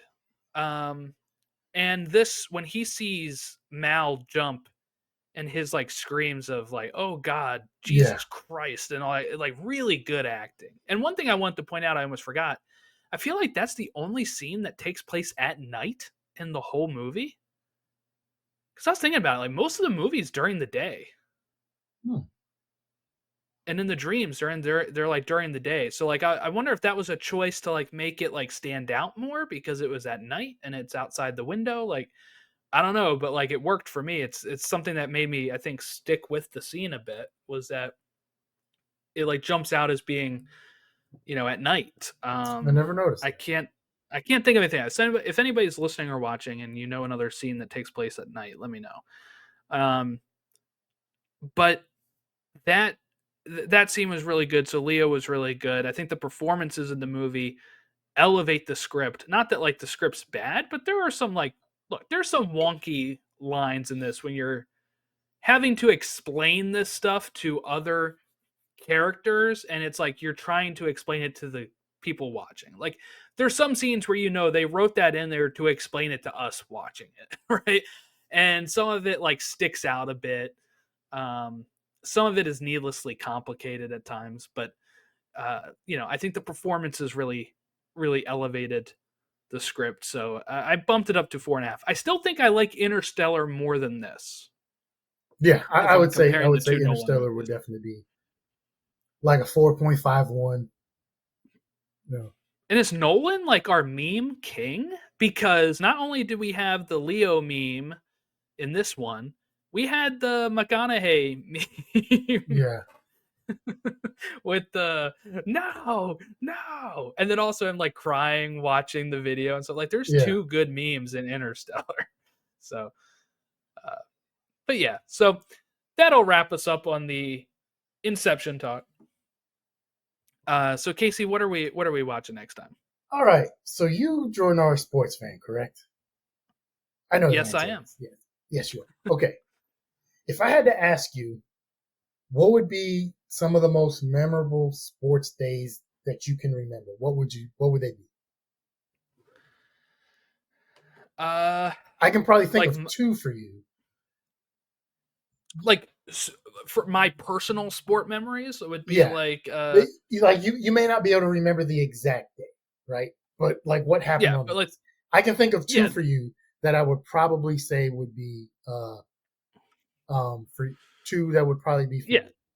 The two Ravens Super Bowls wins were pretty big. I would That's what I also had. probably put like that Bonds McGuire Sosa, like this McGuire Sosa home run chase. I remember that very vividly as a kid. That summer they have a great documentary on that too. Yeah. Okay. But yeah, those type of things. So I actually had those 2 days for you. Those were the two that I had: the Super Bowl in 2001, and I think the Super Bowl in 2013 when the Ravens won the Super Yes. Bowl. Okay, two for me would be one of them would be would actually be the last Super Bowl we would ever have in January, January 26th, 2003, when the Buccaneers destroyed the Raiders in the Super Bowl, and then February 7th, 2021, when the Buccaneers destroyed the Chiefs in the Super Bowl. And every now and then we get days where there's just a lot of sports stuff that happens in general on the same day, right? Sports equinox, as they like to call it. I've never heard that term before, but Have you not? It's where like every professional league, like MLS, NBA, NHL, MLB, and NFL are all playing on the same day. like It's pretty cool. we've had a couple days like that where like days of Kentucky Derby has happened where there's been a bunch of stuff that's happened at once, Yeah. stuff like that. So for you kids, back in the day, ESPN used to be a big deal. ESPN used to not always be people yelling at people, right? Mm-hmm. In sports debate. ESPN in the 90s and early 2000s, Sports Center was the shit. Okay, I'm talking going back to the days of Dan Patrick and Keith Olbermann together as Sports Center co-anchors, Stuart Scott as a Sports Center anchor, Kenny Mayne, stuff like that. So those were the heyday. It was great days. Sad news. We're losing one of those days later this year when Around the Horn goes off the air, right? Which is really sad. Like, I'm not gonna lie, I'm gonna be a 46-year-old man, and I'm probably gonna cry that day. That show has been with me for over 20 years. Love that show. But for ESPN's 30th anniversary, they did what was called 30 for 30. And they didn't go through like some places would and be like, take one story from every year of our existence and make a documentary on that, that story from that year. Bill Simmons was one of the executive producers on the 30 for 30 series, and he's the one who came up with the idea. And it was like, let's look at some of the biggest stories from the 30 sports stories from the 30 years of ESPN's existence. One of them was called "The Band Played On." It was about how the Baltimore Colts band. Yep, band. I've seen that one. Okay, and so I'm sure you know. I'm sure you are not a fan of the Indianapolis Colts in any way, shape, or form after they moved. It doesn't hit me the way it does other people. I've kind of like I Okay, don't have the connection to the Colts the way that like my parents did and okay, stuff. Yeah. but here's one thing. Have you ever heard of eminent domain? Yeah. You know that's what they were trying to do with the Colts. That they were going to try and take Mm-hmm. that, like they were going to try and take that man's team away. That's why he packed up those trucks in the middle of the night and had them leave when he did. Because if Yeah, he because he was a terrible owner. look, I'm not saying he was a great owner. I'm not, but okay. Imagine if they were going to try and take your house away. I understand, but the way that Ursay's handled the whole situation I'm not saying was what he did was right. Outside of one aspect, I'm not saying how he went about it was the right way.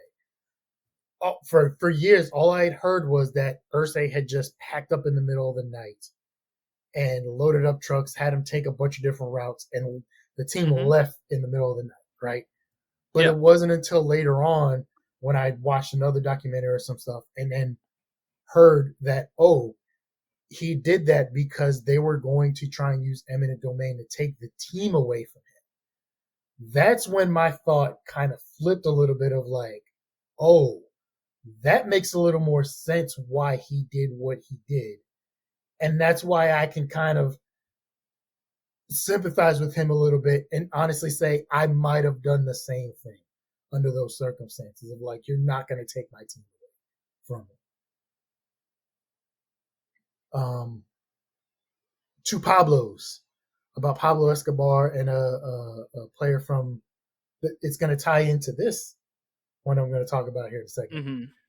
A player for the Colombian national team that scored an own goal against the United States in the World Cup in 1994 and consequently was killed in public for scoring an own goal. A massive crowd was around him, and amazingly, nobody saw who or what happened. But so this started a couple of days ago because I was listening to a podcast listener called Pablo Torre Finadell, right? Great show. Love the podcast. He had Ezra Edelman on there because Ezra Edelman did a documentary on Prince that is going to be 9 hours long. Unfortunately, Netflix and Prince's estate will not release the documentary because Prince's estate is scared it will do irreparable harm and cause generations of fans that will no longer have a love for Prince. And it's upsetting, especially for Ezra Edelman, who's like worked for like 5 years on the documentary, right? Ezra Edelman made OJ Made in America, which won an Academy Award for documentary filmmaking. And then they consequently changed the criteria because I think it was like 6 hours long and it was a multi-part series. And then they changed it after he won the Academy Award because now it cannot be a multi-part series or that long. It has to be like one single movie. But OJ Made in America made me think of what we're going to watch. 30 for 30 documentary that's on Hulu Plus. I'm sorry, not Hulu Plus. ESPN Plus and Hulu called June 17th, 1994. June 17th, 1994 is probably one of the best documentaries I've ever seen.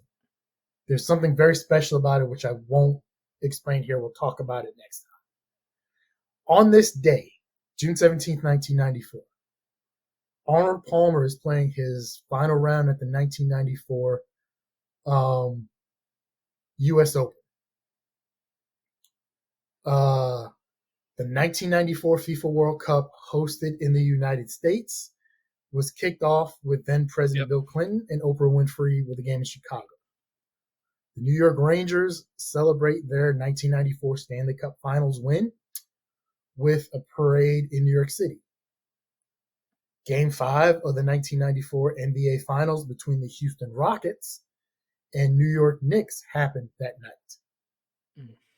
Ken Griffey Jr. tied Babe Ruth's record for the most home runs before June 30th at 30 in the team's 65th game of the 1994 Major League Baseball season, which he was on pace. He possibly could have been the first to break Roger Maris's record at the time for home runs in a season.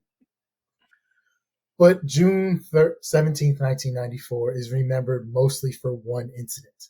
At the same time the Rockets-Knicks game was going on, that is the famous O.J. Simpson Bronco chase through Los Angeles. I remember this as a child because I was a huge sports fan.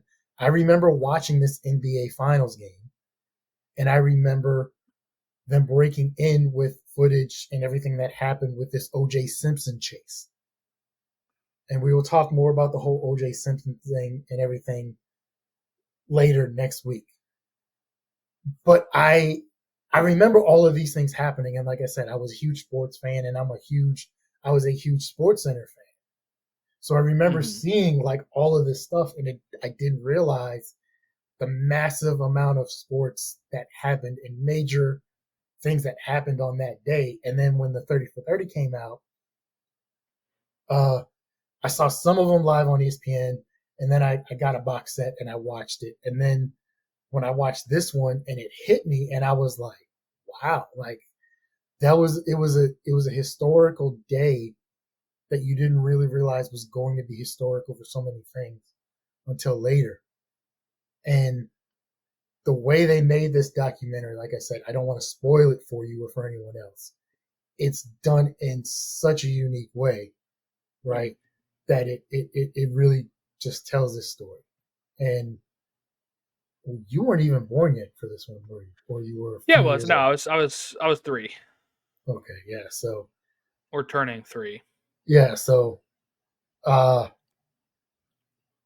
um I'm going to be interested to see how you can look at this from a historical context, and I don't know what are your thoughts on documentaries in general? Like, I don't know if we've ever talked about No, I like documentaries, especially sport documentaries. Like I've been watching a lot of. I watch like Welcome to Wrexham, which is the Ryan Reynolds, Rob McElhenney owning a football team over in Wales. That's been pretty good. I watch. I really like. I've watched some of the 30 for 30s. the I'm trying to think of U. which ones I've I watched. think the U is a really good one from 30 for I 30. I haven't think watched that one. Broke is a really good one. I Um, definitely saw the band that wouldn't die. I saw yep. that one. I saw. Uh, Um, let's see. There was, I think they did one called Broke, or no, I'm sorry. I think they did one called 40 to 1, um, or 42 to 1, which was about the Buster Douglas, um, but Buster Douglas knocking Mike Tyson out. hmm. Um, I saw 4 Days in October, which is the comeback from the Red Sox against the Yankees in the 2004 ALCS. they're up to volume 4 right now of the 30 for 30. Yeah, that's what I'm looking at. King's Ransom about Gretzky, the man that wouldn't die, who killed the USFL, Muhammad and Larry, the Death of Line Bias, Jimmy the Greek, the U, Reggie Miller versus the Knicks, Allen Iverson's story, how fantasy baseball really took off. Um, yeah, June 17th, the two Escobars. I'm sorry, it wasn't the two Pablos, two Escobars. Um, I think Jordan I Wright, watched Celtics Lakers Best of Enemies, which was like a 3-part series about Larry Bird, Magic Johnson, um, mostly. Jordan rides the bus, about him going to the minor leagues, one night in Vegas, Yes, I saw that one. Yep. 4 days in October. Another one. I think Pony one of the. Excess, that was another good one about the SMU Mustangs. Yep, like I said, I broke. think if I was going to say like the best documentary I've seen of the sports ones, and one that got me really into reading all like watching a lot of these was The Last Dance. It also helped that came out like during COVID, so like it was a big, Yeah, you know. that definitely made. Uh, I think The Last Dance would have been great regardless. I have that on Blu-ray. Mhm. Um, I think like I said, I think The Last Dance would have been a great series regardless. But I think the fact that it came out during COVID and there was absolutely no sports on made Yep. it a little. It was a fix for us to get our sports in. Yes. Doc and Daryl talking about Daryl Strawberry and Dwight Gooden. Um, yeah, man, they But ESPN did one that was not a 30 for 30, but it was like they did the forget what it was called, but it was literally one that came out probably a couple years ago now that focused on the McGuire Sosa home run chase of that year, of that summer. And then also kind of exploring the beginnings of the steroid scandal and stuff like that. So that one was very well done. I think it was like long. What was it? well, you know I'm what, gonna get the name right here. that actually ties into this because '94 was, like I said, the year of the baseball lockout, Yes. Yep. which because of the baseball lockout, like I said, Griffey was Long. It's called Long Gone Summer. Long Gone Summer. The It's a good baseball documentary. the baseball lockout um, killed baseball for a couple of years in the country. Fan interest was And down, that's what everything. woke it up was the chase. Yeah, that McGuire Barry Bonds chase, because up until then you had a couple people who would come close, and like they were getting there in like July, August, and then they would peter out or whatever, and then when that happened, and here it is like August, September, when it's like, oh, one of these two, if not both of them, are gonna break this record. It became a big thing. 94 was also the year Tony Gwynn was on the verge of hitting 400, Yeah, yeah. and we lost out on that. Um, Tony Gwynn, underrated. I feel like a lot of people love him, but like for the younger kids, he is not somebody that stands out. Though he hits like 400 career, he's got like less than 100 strikeouts in a year. Like it is, people strike out like so many times now. It is really just incredible what he was doing. he had more. He played basketball at San Diego State, um, and he had more assists as a basketball player than he had strikeouts in the major leagues. There's a great quote, one of the greatest pitchers we've ever had, Greg Maddux, right? Phenomenal pitcher. Um, he never struck Gwynn out once in his entire career. He faced him 107 times. He never struck him out. And he had a great quote about Tony Gwynn. Um, so there's a quote from Maddux.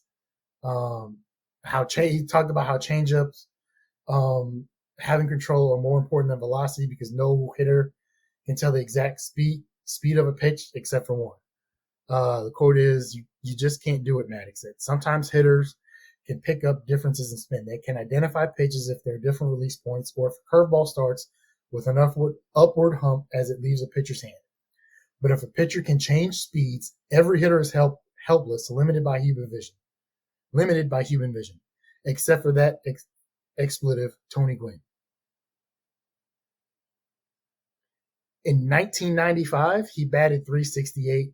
He struck out 15 times in the entire season. It's insane. I'm telling you, Like, nobody does it like Tony Gwynn, man. yeah, he was. I Now here's the thing. And you're a baseball fan. I wonder, especially going back to '94 this time, what would have had. I think I know the answer, but what would have had people more captivated at the end of '94? If Griffey is chasing 61, or if Tony Gwynn is chasing 400?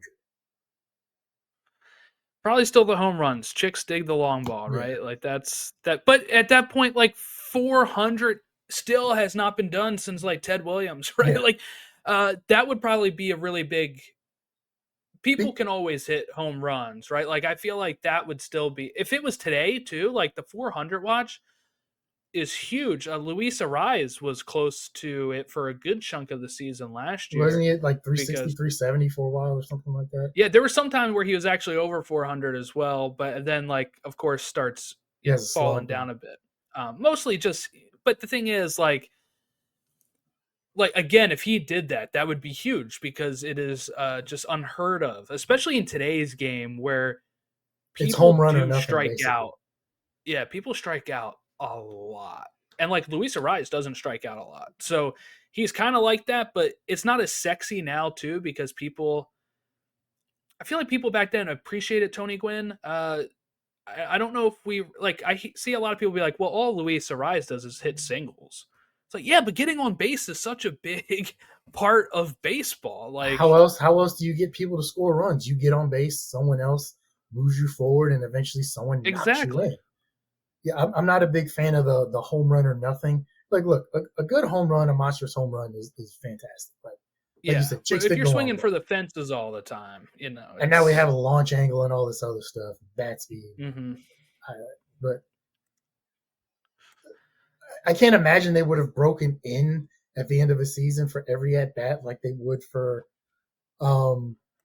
like home run chases like they were doing with Judge a couple years ago. Yeah, because they did it to Judge when he broke the AL record. So I think that is just the bigger deal. People care about home runs more than But I can imagine anything if else. Gwynn is at like 397, like I can imagine sport, especially back then, Sports Center doing like that. That still would be a huge thing. Like going into the days at 397, he needs to go 10 for his next 20 in order to hit 400 before the end of the year. So let's see what he Mm-hmm. did. And I think if anybody should have done it, should have been Tony. But yeah, we will watch. It's available on ESPN Plus, June 17th, 1994. Yes, so join us in that. It is I've almost watched it a couple times. It's a pretty big,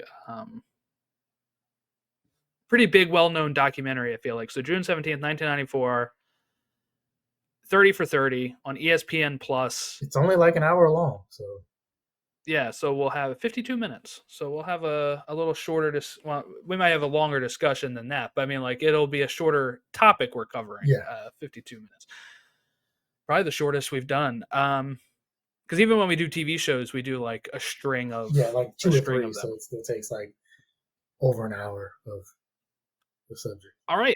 Well, that'll wrap us up here. All of our socials and everything are in the description below. Make sure you check those out.